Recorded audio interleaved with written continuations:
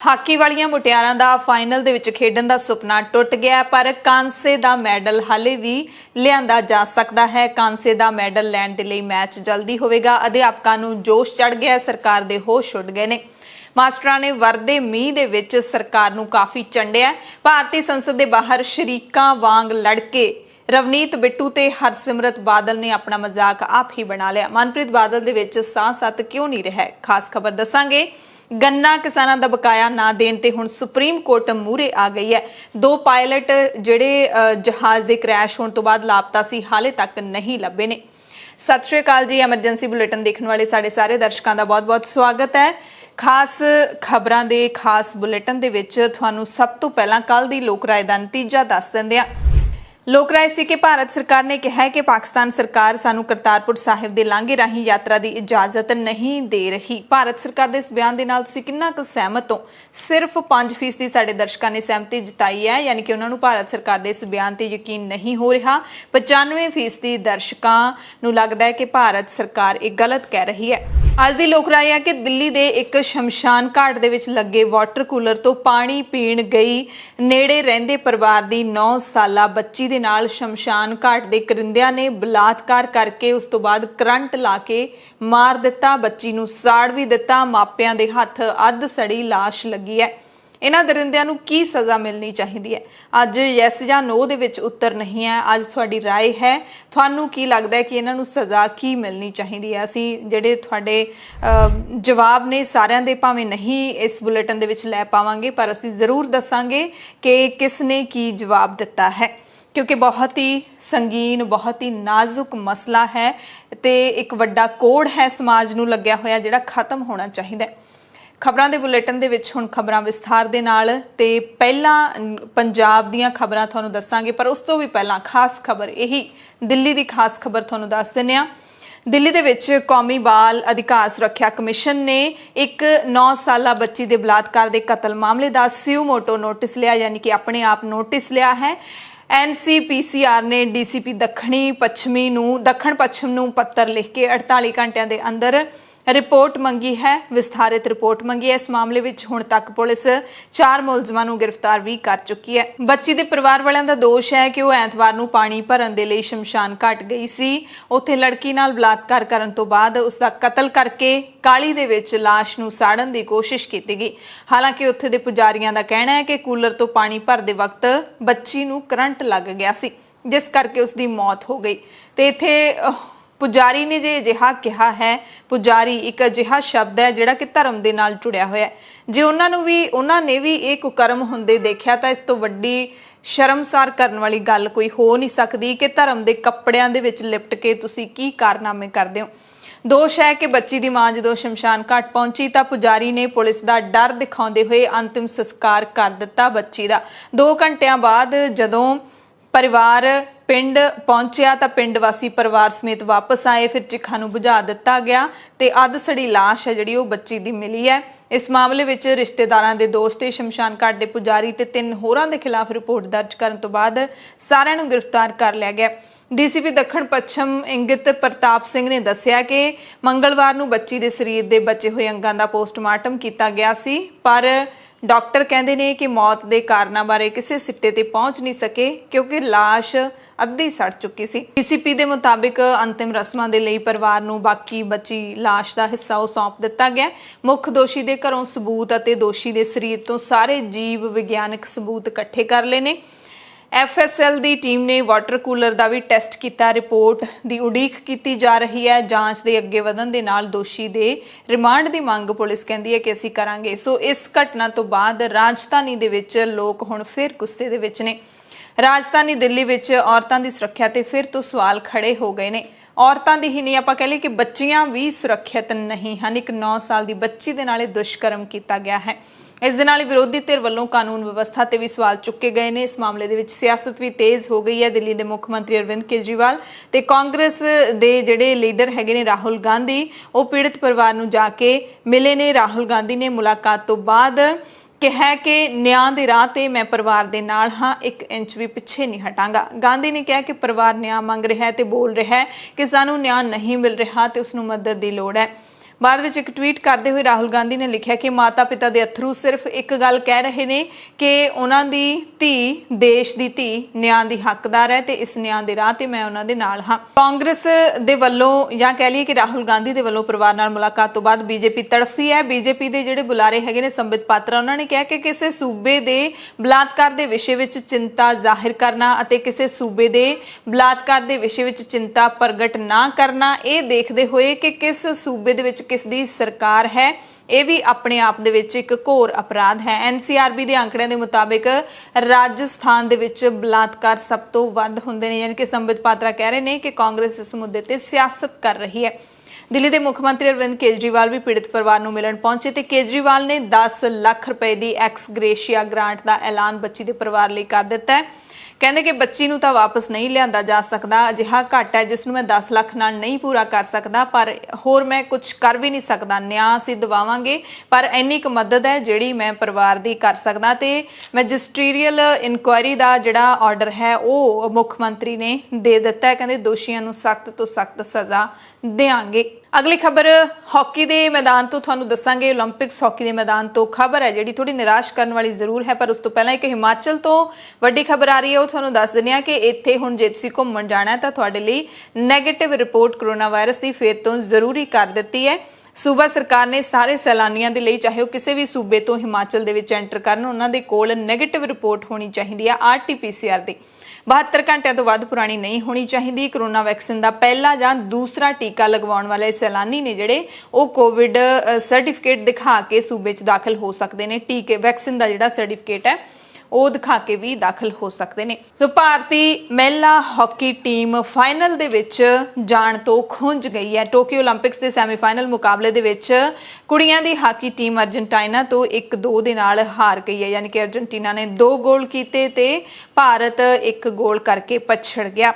ਭਾਰਤੀ team ਨੇ ਸ਼ੁਰੂਆਤ ਕੀਤੀ ਗੋਲ ਕਰਨ ਦੀ, 1 ਗੋਲ ਕਰਕੇ ਅਰਜਨਟੀਨਾ ਤੇ ਦਬਾਅ ਤਾਂ ਜ਼ਰੂਰ ਬਣਾਇਆ, ਚੰਗੀ ਖੇਡ ਦਾ ਪ੍ਰਦਰਸ਼ਨ ਵੀ ਦਿਖਾਇਆ, ਪਰ ਹੁਣ ਕਾਂਸੇ ਦੇ ਤਗਮੇ ਲਈ ਹੀ ਖੇਡਣਾ ਹੋਵੇਗਾ। ਅਰਜਨਟੀਨਾ ਨੇ ਦੂਸਰੇ ਤੇ ਤੀਸਰੇ ਕੁਆਰਟਰਸ ਦੇ ਵਿੱਚ 2 ਗੋਲ ਕਰਕੇ ਮੈਚ ਦੇ ਉੱਤੇ ਜੇਤੂ ਪਕੜ ਬਣਾ ਲਈ ਤੇ ਅੰਤ ਤੱਕ ਬਣਾਈ ਰੱਖੀ। ਚੌਥੇ ਕੁਆਰਟਰ ਦੇ ਵਿੱਚ ਭਾਰਤੀ ਟੀਮ ਨੇ ਜ਼ੋਰਦਾਰ ਪ੍ਰਦਰਸ਼ਨ ਕੀਤਾ, ਪਰ ਫਿਰ ਵੀ ਕੋਈ ਗੋਲ ਨਹੀਂ ਕੀਤਾ ਜਾ ਸਕਿਆ ਤੇ ਚੌਥੇ ਕੁਆਰਟਰ ਤੋਂ ਪਹਿਲਾਂ ਟੀਮਾਂ ਨੇ ਜਿਹੜੀਆਂ ਉਹ 2-1 ਦੇ ਫਰਕ ਨਾਲ ਲਗਾਤਾਰ ਚੱਲ ਰਹੀਆਂ ਸੀ ਤੇ ਭਾਰਤੀ ਮਹਿਲਾ ਹਾਕੀ ਟੀਮ ਨੇ ਫੀਲਡ ਵਿੱਚ ਕਮਾਲ ਦੀ ਖੇਡ ਦਿਖਾਈ ਤੇ ਭਾਰਤ ਵੱਲੋਂ ਇੱਕੋ ਇੱਕ ਗੋਲ ਟੀਮ ਦੀ ਡਰੈਗ ਫਲਿੱਕਰ ਗੁਰਜੀਤ ਕੌਰ ਨੇ ਕੀਤਾ ਤੇ ਸਭ ਤੋਂ ਪਹਿਲਾ ਗੋਲ ਵੀ ਭਾਰਤੀ ਟੀਮ ਨੇ ਕੀਤਾ। ਪਰ ਪੈਨਲਟੀ ਕਾਰਨਰਸ ਨੂੰ ਗੋਲਾਂ ਦੇ ਵਿੱਚ ਨਾ ਬਦਲ ਸਕਣ ਦੀ ਘਾਟ ਹੈ ਜਿਹੜੀ ਉਹ ਟੀਮ ਦੀ ਹਾਰ ਦਾ ਕਾਰਨ ਜ਼ਰੂਰ ਬਣੀ ਹੈ। ਮੈਚ ਦੀ ਸ਼ੁਰੂਆਤ ਵਿੱਚ ਗੁਰਜੀਤ ਕੌਰ ਨੇ ਪਹਿਲਾ ਗੋਲ ਦਾਗਿਆ ਤੇ ਪਹਿਲੇ ਕੁਆਰਟਰ ਵਿੱਚ ਹੀ ਭਾਰਤ ਦੀ ਟੀਮ 1-0 ਦੇ ਨਾਲ ਅੱਗੇ ਹੋ ਗਈ ਸੀ। ਸਾਰਿਆਂ ਦੀਆਂ ਆਸਾਂ ਨੇ ਜਿਹੜੀਆਂ ਭਾਰਤੀਆਂ ਦੀਆਂ ਆਸਾਂ ਨੇ ਬਹੁਤ ਵੱਧ ਗਈਆਂ ਸੀ ਕਿ ਜੇ ਸੈਮੀਫਾਈਨਲ ਦੇ ਵਿੱਚ ਜਿਹੜਾ ਗੱਭਰੂਆਂ ਦੀ ਟੀਮ ਹਾਰ ਗਈ ਹੈ ਤਾਂ ਹੁਣ ਮੁਟਿਆਰਾਂ ਦੀ ਟੀਮ ਸ਼ਾਇਦ ਜ਼ਰੂਰ ਜਿੱਤ ਜਾਏਗੀ। ਪਰ ਦੂਸਰੇ ਕੁਆਰਟਰ ਦੇ ਵਿੱਚ ਗੋਲ ਦਾਗ ਕੇ ਅਰਜਨਟੀਨਾ ਨੇ ਮੈਚ ਹੈ ਜਿਹੜਾ ਉਹ ਬਰਾਬਰੀ ਤੇ ਲਿਆਂਦਾ। ਫਿਰ ਤੀਸਰੇ ਕੁਆਰਟਰ ਦੇ ਵਿੱਚ ਫਿਰ ਦੂਸਰਾ ਗੋਲ ਵੀ ਅਰਜਨਟੀਨਾ ਨੇ ਕਰ ਦਿੱਤਾ। ਸੋ ਭਾਵੇਂ ਟੀਮ ਹਾਰ ਗਈ ਹੈ ਸੈਮੀਫਾਈਨਲ ਦੇ ਵਿੱਚ, ਪਰ ਫਿਰ ਵੀ ਕੁੜੀਆਂ ਦੀ ਟੀਮ ਨੇ ਇਤਿਹਾਸ ਰਚ ਦਿੱਤਾ। 1980 ਦੇ ਵਿੱਚ ਮਾਸਕੋ ਦੇ ਵਿੱਚ ਚੌਥੇ ਸਥਾਨ ਤੇ ਟੀਮ ਰਹੀ ਸੀ ਜਦੋਂ ਕੁੜੀਆਂ ਦੀ ਹਾਕੀ ਨੇ ਓਲੰਪਿਕਸ ਦੇ ਵਿੱਚ ਆਪਣੀ ਸ਼ੁਰੂਆਤ ਕੀਤੀ ਸੀ ਤੇ 4 ਦਹਾਕਿਆਂ ਬਾਅਦ ਭਾਰਤੀ ਮੁਟਿਆਰਾਂ ਨੇ ਸੈਮੀਫਾਈਨਲ ਦੇ ਵਿੱਚ ਪਹੁੰਚ ਕੇ ਪਹਿਲਾਂ ਹੀ ਇਤਿਹਾਸ ਰਚ ਦਿੱਤਾ। ਹੁਣ ਤੀਸਰੇ ਥਾਂ ਤੇ ਆਉਣ ਦੇ ਲਈ ਇੱਕ ਮੈਚ ਹੋਰ ਖੇਡਣਾ ਪਏਗਾ ਭਾਰਤੀ ਟੀਮ ਨੂੰ। ਤੇ ਭਾਰਤ ਦੇ ਪ੍ਰਧਾਨ ਮੰਤਰੀ ਨਰਿੰਦਰ ਮੋਦੀ ਨੇ ਇਸ ਵਾਰੀ ਵੀ ਕੁੜੀਆਂ ਨੂੰ ਹੌਸਲਾ ਅਫਜ਼ਾਈ ਹੈ ਜਿਹੜੀ ਉਹ ਦਿੱਤੀ ਹੈ। ਉਹਨਾਂ ਨੇ ਕਿਹਾ ਕਿ ਹਾਕੀ ਦੀਆਂ ਟੀਮਾਂ ਨੇ ਓਲੰਪਿਕਸ ਦੇ ਵਿੱਚ ਸ਼ਾਨਦਾਰ ਖੇਡ ਦਾ ਪ੍ਰਦਰਸ਼ਨ ਕੀਤਾ ਹੈ। ਠੀਕ ਹੈ, ਸੈਮੀਫਾਈਨਲ ਦੇ ਵਿੱਚ ਸਾਨੂੰ ਜਿੱਤ ਨਹੀਂ ਮਿਲੀ, ਪਰ ਸਾਡੀਆਂ ਜਿਹੜੀਆਂ ਧੀਆਂ ਨੇ ਜ਼ੋਰਦਾਰ ਪ੍ਰਦਰਸ਼ਨ ਹੈ ਜਿਹੜਾ ਖੇਡ ਦਾ ਉਹ ਦਿਖਾਇਆ ਹੈ। ਹਾਲੇ ਵੀ ਇੱਕ ਮੈਚ ਬਾਕੀ ਹੈ, ਉਹਦੇ ਲਈ ਸ਼ੁਭਕਾਮਨਾਵਾਂ। ਤੇ ਓਲੰਪਿਕਸ ਦੇ ਵਿੱਚ ਇਸ ਵਾਰੀ ਭਾਰਤੀ ਹਾਕੀ ਟੀਮ ਨੇ ਜੋ ਪ੍ਰਦਰਸ਼ਨ ਆਪਣਾ ਦਿੱਤਾ ਹੈ ਉਸ ਤੋਂ ਬਾਅਦ ਪੂਰੇ ਦੇਸ਼ ਦੇ ਵਿੱਚ ਹਾਕੀ ਜਿਹੜੀ ਹੈ ਉਹ ਗੂੰਜਣ ਲੱਗ ਪਈ ਹੈ। ਪੂਰੇ ਦੇਸ਼ ਦੇ ਵਿੱਚ ਹਾਕੀ ਦੇ ਹੱਕ ਦੇ ਵਿੱਚ ਮਾਹੌਲ ਫਿਰ ਤੋਂ ਬਣ ਗਿਆ ਤੇ ਦੇਸ਼ ਭਰ 'ਚ ਹਾਕੀ ਦੀ ਮੰਗ ਲਗਾਤਾਰ ਵਧਣ ਲੱਗੀ ਹੈ, ਜਿਸ ਨਾਲ ਜਲੰਧਰ ਦੇ ਕਾਰੋਬਾਰੀਆਂ ਦਾ ਉਤਸ਼ਾਹ ਵੱਧ ਗਿਆ। ਪੰਜਾਬ ਦਾ ਜ਼ਿਲ੍ਹਾ ਜਲੰਧਰ ਕਾਰਬਨ ਫਾਈਬਰ ਦੇ ਵਿੱਚ ਕੰਪੋਜ਼ਿਟ ਹਾਕੀ ਸਟਿਕ ਤਿਆਰ ਕਰਨ ਵਾਲਾ ਦੇਸ਼ ਦਾ ਇੱਕੋ ਇੱਕ ਸ਼ਹਿਰ ਹੈ। ਓਲੰਪਿਕਸ ਦੇ ਵਿੱਚ ਭਾਰਤੀ ਟੀਮ ਦੀ ਪੁਰਸ਼ ਹਾਕੀ ਟੀਮ ਹੈ ਜਿਹੜੀ ਉਹ 41 ਸਾਲਾਂ ਬਾਅਦ ਤੇ ਮਹਿਲਾ ਟੀਮ ਪਹਿਲੀ ਵਾਰੀ ਸੈਮੀਫਾਈਨਲ ਦੇ ਵਿੱਚ ਪਹੁੰਚੀ ਹੈ। ਇਸ ਨਾਲ ਦੇਸ਼ ਦੇ ਨੌਜਵਾਨਾਂ ਦੇ ਵਿੱਚ ਵੀ ਕਾਫੀ ਉਤਸ਼ਾਹ ਜਿਹੜਾ ਉਹ ਦੇਖਣ ਨੂੰ ਮਿਲ ਰਿਹਾ ਹੈ। ਖੇਡ ਉਦਯੋਗ ਸੰਘ ਦੇ ਕਨਵੀਨਰ ਦੇ ਮੁਤਾਬਿਕ ਜਲੰਧਰ ਦੇ ਵਿੱਚ ਹਾਕੀ ਸਟਿਕ, ਬੈਗ, ਗੋਲ ਪੋਸਟ, ਫਿਟਨੈਸ ਸਮੱਗਰੀ, ਬੂਟ, ਕੱਪੜੇ ਆਦਿ ਦਾ ਕਰੀਬ 100 ਕਰੋੜ ਰੁਪਏ ਦਾ ਕਾਰੋਬਾਰ ਹੈ, ਜਿਸ ਦਾ ਇੱਕ ਵੱਡਾ ਹਿੱਸਾ ਦਰਾਮਦ ਦਾ ਹੁੰਦਾ ਹੈ। ਦੱਸ ਦਈਏ ਕਿ ਦੇਸ਼ ਦੇ ਵਿੱਚ ਹਾਕੀ ਨਿਰਮਾਣ ਦੇ ਸਿਰਫ 2 ਕੇਂਦਰ ਨੇ, ਇੱਕ ਜਲੰਧਰ ਵਿੱਚ ਤੇ ਦੂਸਰਾ ਮੇਰਠ ਦੇ ਵਿੱਚ। ਅਹਿਮਦਾਬਾਦ ਦਾ ਯੂਨਿਟ ਹੈ ਜਿਹੜਾ ਉਹ ਬੰਦ ਹੋ ਗਿਆ। ਹੁਣ ਜਲੰਧਰ ਹੀ ਦੇਸ਼ ਦਾ ਨਿਰਮਾਣ ਕੇਂਦਰ ਹੈ, ਯਾਨੀ ਕਿ ਮੇਰਠ ਵਾਲਾ ਬੰਦ ਹੋ ਗਿਆ। 1947 ਦੇ ਵਿੱਚ ਜਦੋਂ ਜਲੰਧਰ ਦੇ ਵਿੱਚ ਖੇਡ ਇੰਡਸਟਰੀ ਸਥਾਪਿਤ ਹੋਈ ਸੀ ਤਾਂ ਪਹਿਲੀ ਵੱਡੀ ਖੇਡ ਉਸ ਵਕਤ ਹਾਕੀ ਹੁੰਦੀ ਸੀ। ਫਿਰ ਕ੍ਰਿਕਟ ਨੇ ਹੌਲੀ-ਹੌਲੀ ਕਬਜ਼ਾ ਕਰ ਲਿਆ ਤੇ ਕ੍ਰਿਕਟ ਦੇ دیਵਾਨੇ ਹੋ ਗਏ ਸੀ ਲੋਕ।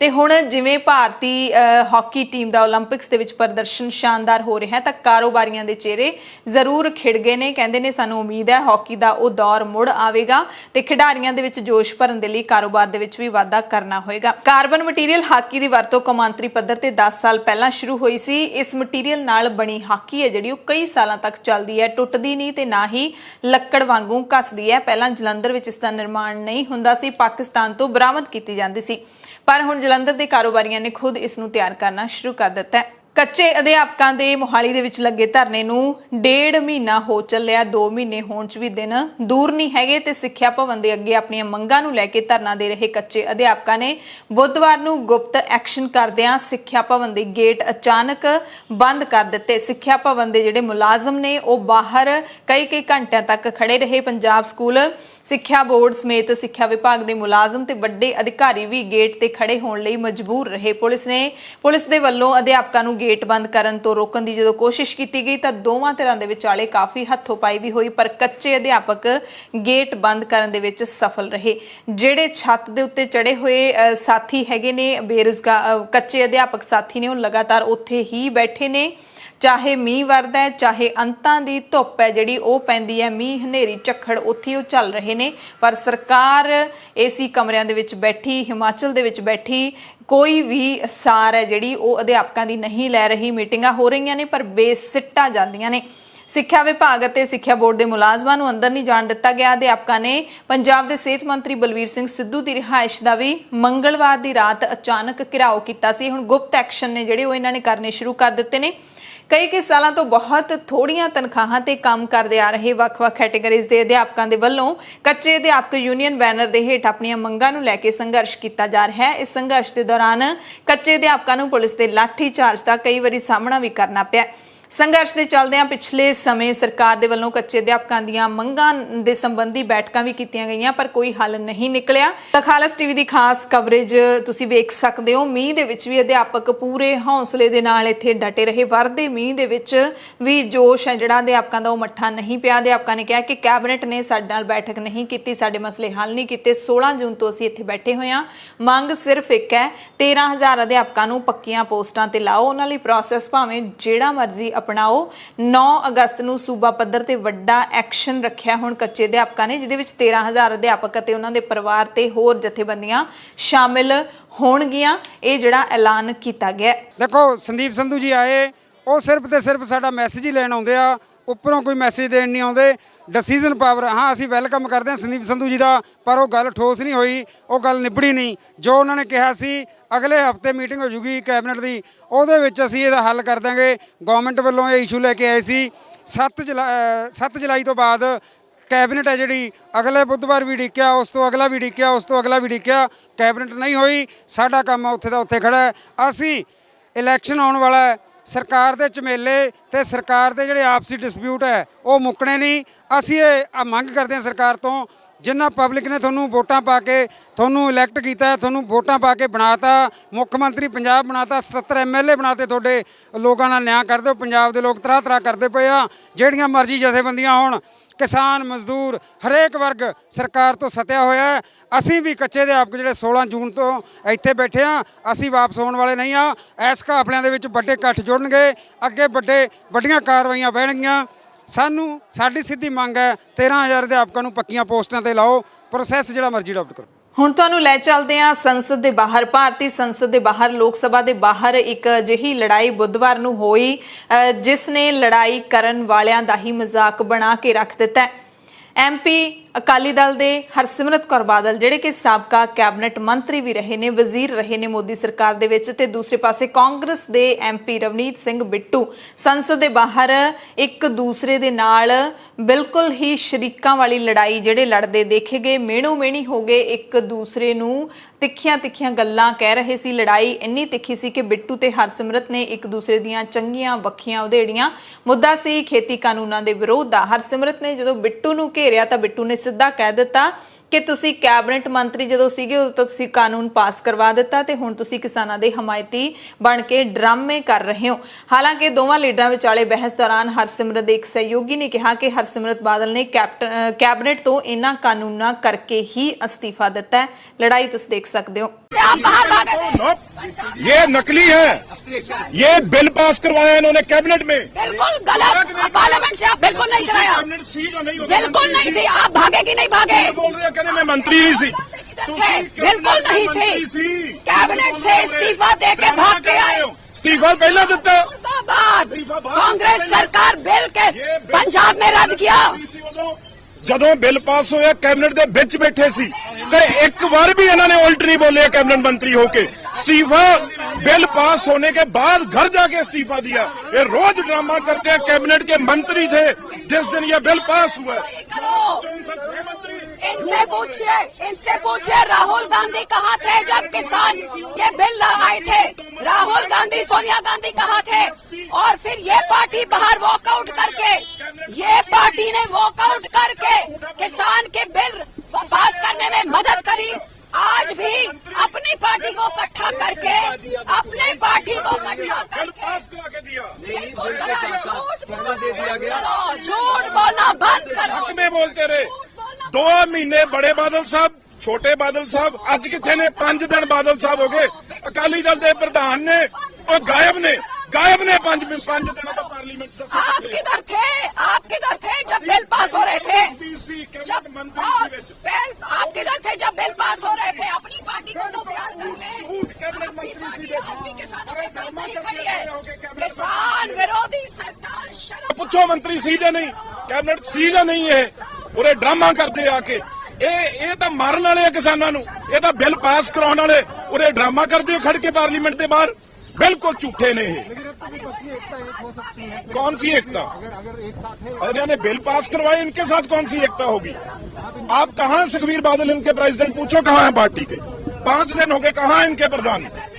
एक दिन भी प्रधान इन्हों दे पंजाब दे ने, एक दिन भी थोड़े सुखबीर सिंह बादल 5 दिन हो गए गायब ने। प्रेस कॉन्फ्रेंसां कर रहे उत्थे। तो संसद ਦੇ ਬਾਹਰ ਹੋਈ ਇਸ ਲੜਾਈ ਨੂੰ ਮੀਡੀਆ ਜਿਹੜਾ ਪੂਰੀ ਤਰ੍ਹਾਂ ਉਛਾਲ ਕੇ ਦਿਖਾ ਰਿਹਾ ਹੈ। ਦਿਖਾਵੇ ਵੀ ਕਿਉਂ ਨਾ, ਕਿਉਂਕਿ ਲੀਡਰ ਖੁਦ ਆਪਣਾ ਜਲੂਸ ਕੱਢ ਰਹੇ ਨੇ। ਇਸ ਮੌਕੇ ਹਰਸਿਮਰਤ ਕੌਰ ਬਾਦਲ ਦੇ ਹੱਥ ਵਿੱਚ ਕਣਕ ਦੀਆਂ ਬੱਲੀਆਂ ਵੀ ਫੜੀਆਂ ਹੋਈਆਂ ਸੀ। ਇਹ ਬੜੀ ਹੈਰਾਨੀ ਦੀ ਗੱਲ ਹੈ ਕਿ ਇਸ ਵਕਤ ਝੋਨੇ ਦਾ ਸੀਜ਼ਨ ਹੈ, ਨਰਮਾ ਜਿਹੜਾ ਉਹ ਬੀਜਿਆ ਹੋਇਆ, ਪਰ ਕਣਕ ਦੀਆਂ ਬੱਲੀਆਂ ਹਰਸਿਮਰਤ ਕੌਰ ਬਾਦਲ ਦੇ ਹੱਥ 'ਚ ਕਿੱਥੋਂ ਆ ਗਈਆਂ ਨੇ, ਜਾਂ ਫਿਰ ਅਕਾਲੀ ਜਿਹੜੀਆਂ ਕਣਕ ਦੀਆਂ ਬੱਲੀਆਂ ਵੰਡਦੇ ਪਿਛਲੇ ਦਿਨਾਂ ਤੋਂ ਦਿਖਾਈ ਦੇ ਰਹੇ ਨੇ, ਬੱਲੀਆਂ ਲਿਆਂਦੀਆਂ ਕਿੱਥੋਂ ਨੇ, ਜ਼ਰੂਰ ਜਿਹੜਾ ਹੈਗਾ ਸੋਚਣ ਵਾਲੀ ਗੱਲ ਹੈ।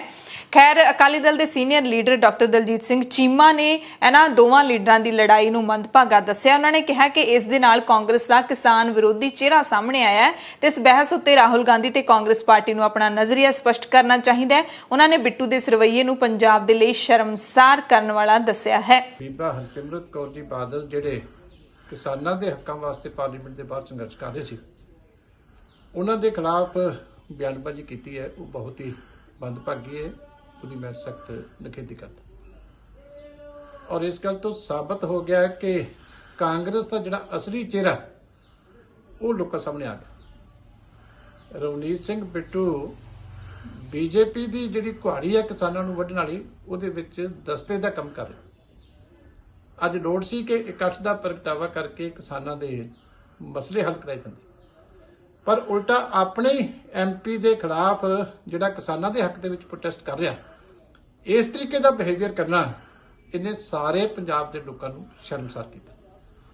ਸੋ ਮੈਂ ਰਾਹੁਲ ਗਾਂਧੀ ਤੋਂ ਵੀ ਜਵਾਬ ਚਾਹੁੰਦਾ ਕਿ ਕੀ ਤੁਸੀਂ ਸਪੈਸ਼ਲੀ ਡਿਪਿਊਟ ਕੀਤਾ ਸੀ ਇਸ ਐਮਪੀ ਨੂੰ? ਕਾਂਗਰਸ ਨੂੰ ਇਹਦੇ ਉੱਤੇ ਆਪਣਾ ਨਜ਼ਰੀਆ ਜਿਹੜਾ ਸਪਸ਼ਟ ਕਰਨਾ ਚਾਹੀਦਾ। ਇਹ ਉਹੀ ਕਾਂਗਰਸ ਹੈ ਜਦੋਂ ਬਿੱਲ ਪਾਸ ਹੋਣਾ ਸੀ ਤੇ ਨਾ ਉੱਥੇ ਸੋਨੀਆ ਗਾਂਧੀ ਹਾਜ਼ਰ ਸੀਗੇ, ਨਾ ਰਾਹੁਲ ਗਾਂਧੀ ਹਾਜ਼ਰ ਸੀ, ਤੇ ਜਦੋਂ ਰਾਜ ਸਭਾ 'ਚ ਪੇਸ਼ ਹੋਇਆ ਸੀ 33 ਕਾਂਗਰਸੀ ਗੈਰ ਹਾਜ਼ਰ ਸੀ। ਅੱਜ ਕਿਹੜੇ ਮੂੰਹ ਦੇ ਨਾਲ ਰਵਨੀਤ ਬਿੱਟੂ ਜਿਹੜੇ ਆ ਉੱਥੇ ਕੁਐਸਚਨ ਪੁੱਛ ਰਹੇ ਆ, ਇਹਨਾਂ ਨੂੰ ਇਸ ਗੱਲ ਵਾਸਤੇ ਸੰਗ ਹੋਣੀ ਚਾਹੀਦੀ ਹੈ। ਮੈਂ ਸਮਝਦਾ ਜੋ ਉਹਨਾਂ ਦਾ ਵਿਵਹਾਰ ਹੈ ਉਹ ਬਹੁਤ ਹੀ ਮੰਦਭਾਗਾ ਸੀ। ਸ਼੍ਰੋਮਣੀ ਅਕਾਲੀ ਦਲ ਦੇ ਲੀਡਰ ਪ੍ਰੇਮ ਸਿੰਘ ਚੰਦੂਮਾਜਰਾ ਨੇ ਕਿਹਾ ਕਿ ਰਵਨੀਤ ਬਿੱਟੂ ਨੇ ਜਿਸ ਤਰੀਕੇ ਨਾਲ ਹਰਸਿਮਰਤ ਕੌਰ ਬਾਦਲ ਨਾਲ ਬਹਿਸ ਕੀਤੀ ਹੈ ਬਹੁਤ ਮੰਦਭਾਗੀ ਗੱਲ ਹੈ। ਸਦਨ ਦੇ ਬਾਹਰ ਇਹ ਸ਼ਬਦ ਬੋਲੇ ਗਏ ਹਨ, ਪਾਰਲੀਮੈਂਟ ਸਿਸਟਮ ਨੂੰ ਵੀ ਸੱਟ ਵੱਜੀ ਹੈ। ਕਾਂਗਰਸ ਵਿਧਾਇਕ ਦੀ ਗੱਲ ਕਰ ਲਈਏ, ਨਵਤੇਜ ਸਿੰਘ ਚੀਮਾ ਨੇ ਕਿਹਾ ਕਿ ਇਹਨਾਂ ਨੂੰ ਆਪਣੀ ਮਰਿਆਦਾ ਵਿੱਚ ਰਹਿਣਾ ਚਾਹੀਦਾ ਹੈ, ਪਰ ਜਿਸ ਵਕਤ ਹਰਸਿਮਰਤ ਕੌਰ ਬਾਦਲ ਕੈਬਨਿਟ ਮੰਤਰੀ ਸੀ ਉਦੋਂ ਇਹਨਾਂ ਨੇ ਖੇਤੀ ਬਿੱਲ ਪਾਸ ਕਰਵਾਏ ਸੀ। ਇਹਨਾਂ ਨੇ ਲੋਕਾਂ ਦੇ ਕਹਿਣ ਤੇ ਇਹ ਅਸਤੀਫਾ ਦਿੱਤਾ ਸੀ, ਨਾ ਕਿ ਆਪਣੇ ਆਪ ਦਿੱਤਾ, ਮਜਬੂਰੀ 'ਚ ਦਿੱਤਾ ਸੀ। ਇਹ ਸੰਸਦ ਦੇ ਬਾਹਰ ਪ੍ਰਦਰਸ਼ਨ ਕਰਕੇ ਲੋਕਾਂ ਨੂੰ ਬੇਵਕੂਫ ਬਣਾ ਰਹੇ ਨੇ।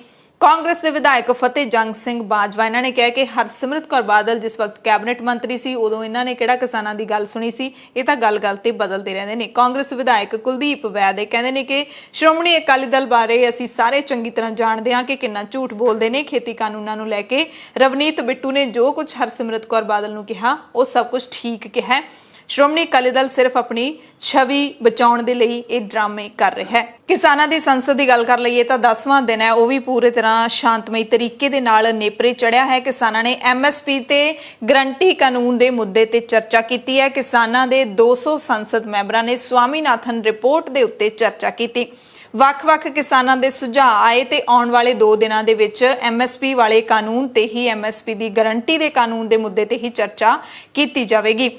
ਕਿਸਾਨ ਸੰਸਦ ਤੋਂ ਬਾਅਦ ਪ੍ਰੈਸ ਕਾਨਫਰੰਸ ਕਰਕੇ ਜਿਹੜੇ ਕਿਸਾਨ ਸੰਸਦ ਦੇ ਬੁਲਾਰੇ ਨੇ ਉਹਨਾਂ ਨੇ ਜਾਣਕਾਰੀ ਦਿੱਤੀ।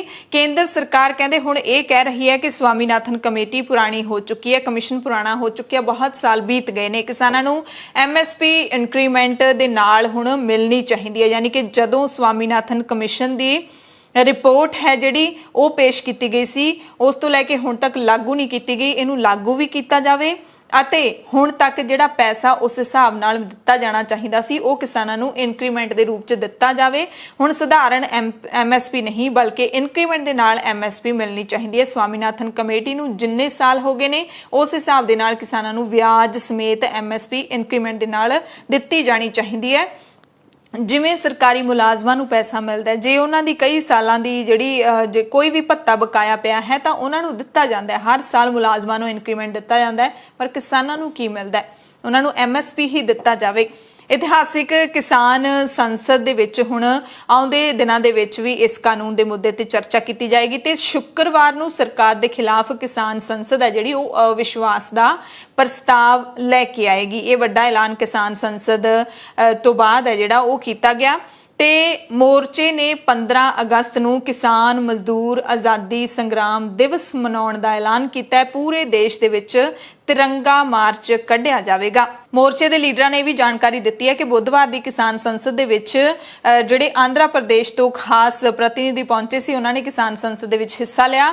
ਸਾਰੇ ਮੋਰਚਿਆਂ ਅਤੇ ਧਰਨਿਆਂ ਤੇ 10 ਅਗਸਤ ਨੂੰ ਤੀਜ ਦਾ ਤਿਉਹਾਰ ਹੈ ਜਿਹੜਾ ਉਹ ਮਨਾਇਆ ਜਾਵੇਗਾ, ਇਹ ਵੀ ਕਿਸਾਨ ਮੋਰਚੇ ਨੇ ਕਿਹਾ। ਤੇ ਜਿਹੜਾ ਸੰਸਦ ਬੁੱਧਵਾਰ ਨੂੰ ਲੱਗੀ ਹੈ 10ਵਾਂ ਦਿਨ ਸੀ, ਉਹਦੇ ਵਿੱਚ ਜਗਜੀਤ ਸਿੰਘ ਡੱਲੇਵਾਲ ਸਮੇਤ ਜਿਹੜੇ ਇੱਕ ਹੋਰ ਕਿਸਾਨ ਹੈਗੇ ਨੇ, ਲੀਡਰ ਹੈਗੇ ਨੇ, ਉਹ ਜਿਹੜੇ ਹੈਗੇ ਨੇ ਉਹਨਾਂ ਨੇ ਸਪੀਕਰ ਦੀ ਜਿਹੜੀ ਡਿਊਟੀ ਨਿਭਾਈ। ਉਸ ਤੋਂ ਬਾਅਦ ਬੂਟਾ ਸਿੰਘ ਬੁਰਜਗਿੱਲ ਤੇ ਹਵਾ ਸਿੰਘ, ਉਸ ਤੋਂ ਬਾਅਦ ਕਿਰਨਜੀਤ ਸਿੰਘ ਸੇਖੋ ਸਮੇਤ ਸ਼ੈਲਜਾ ਬੈਨੀਵਾਲ, ਡਾਕਟਰ ਸ਼ੈਲਜਾ ਬੈਨੀਵਾਲ, ਇਹ ਤੀਸਰੇ ਸੈਸ਼ਨ ਦੇ ਵਿੱਚ ਜਿਹੜੇ ਨੇ ਉਹਨਾਂ ਨੇ ਸਪੀਕਰ ਦੀ ਡਿਊਟੀ ਨਿਭਾਈ।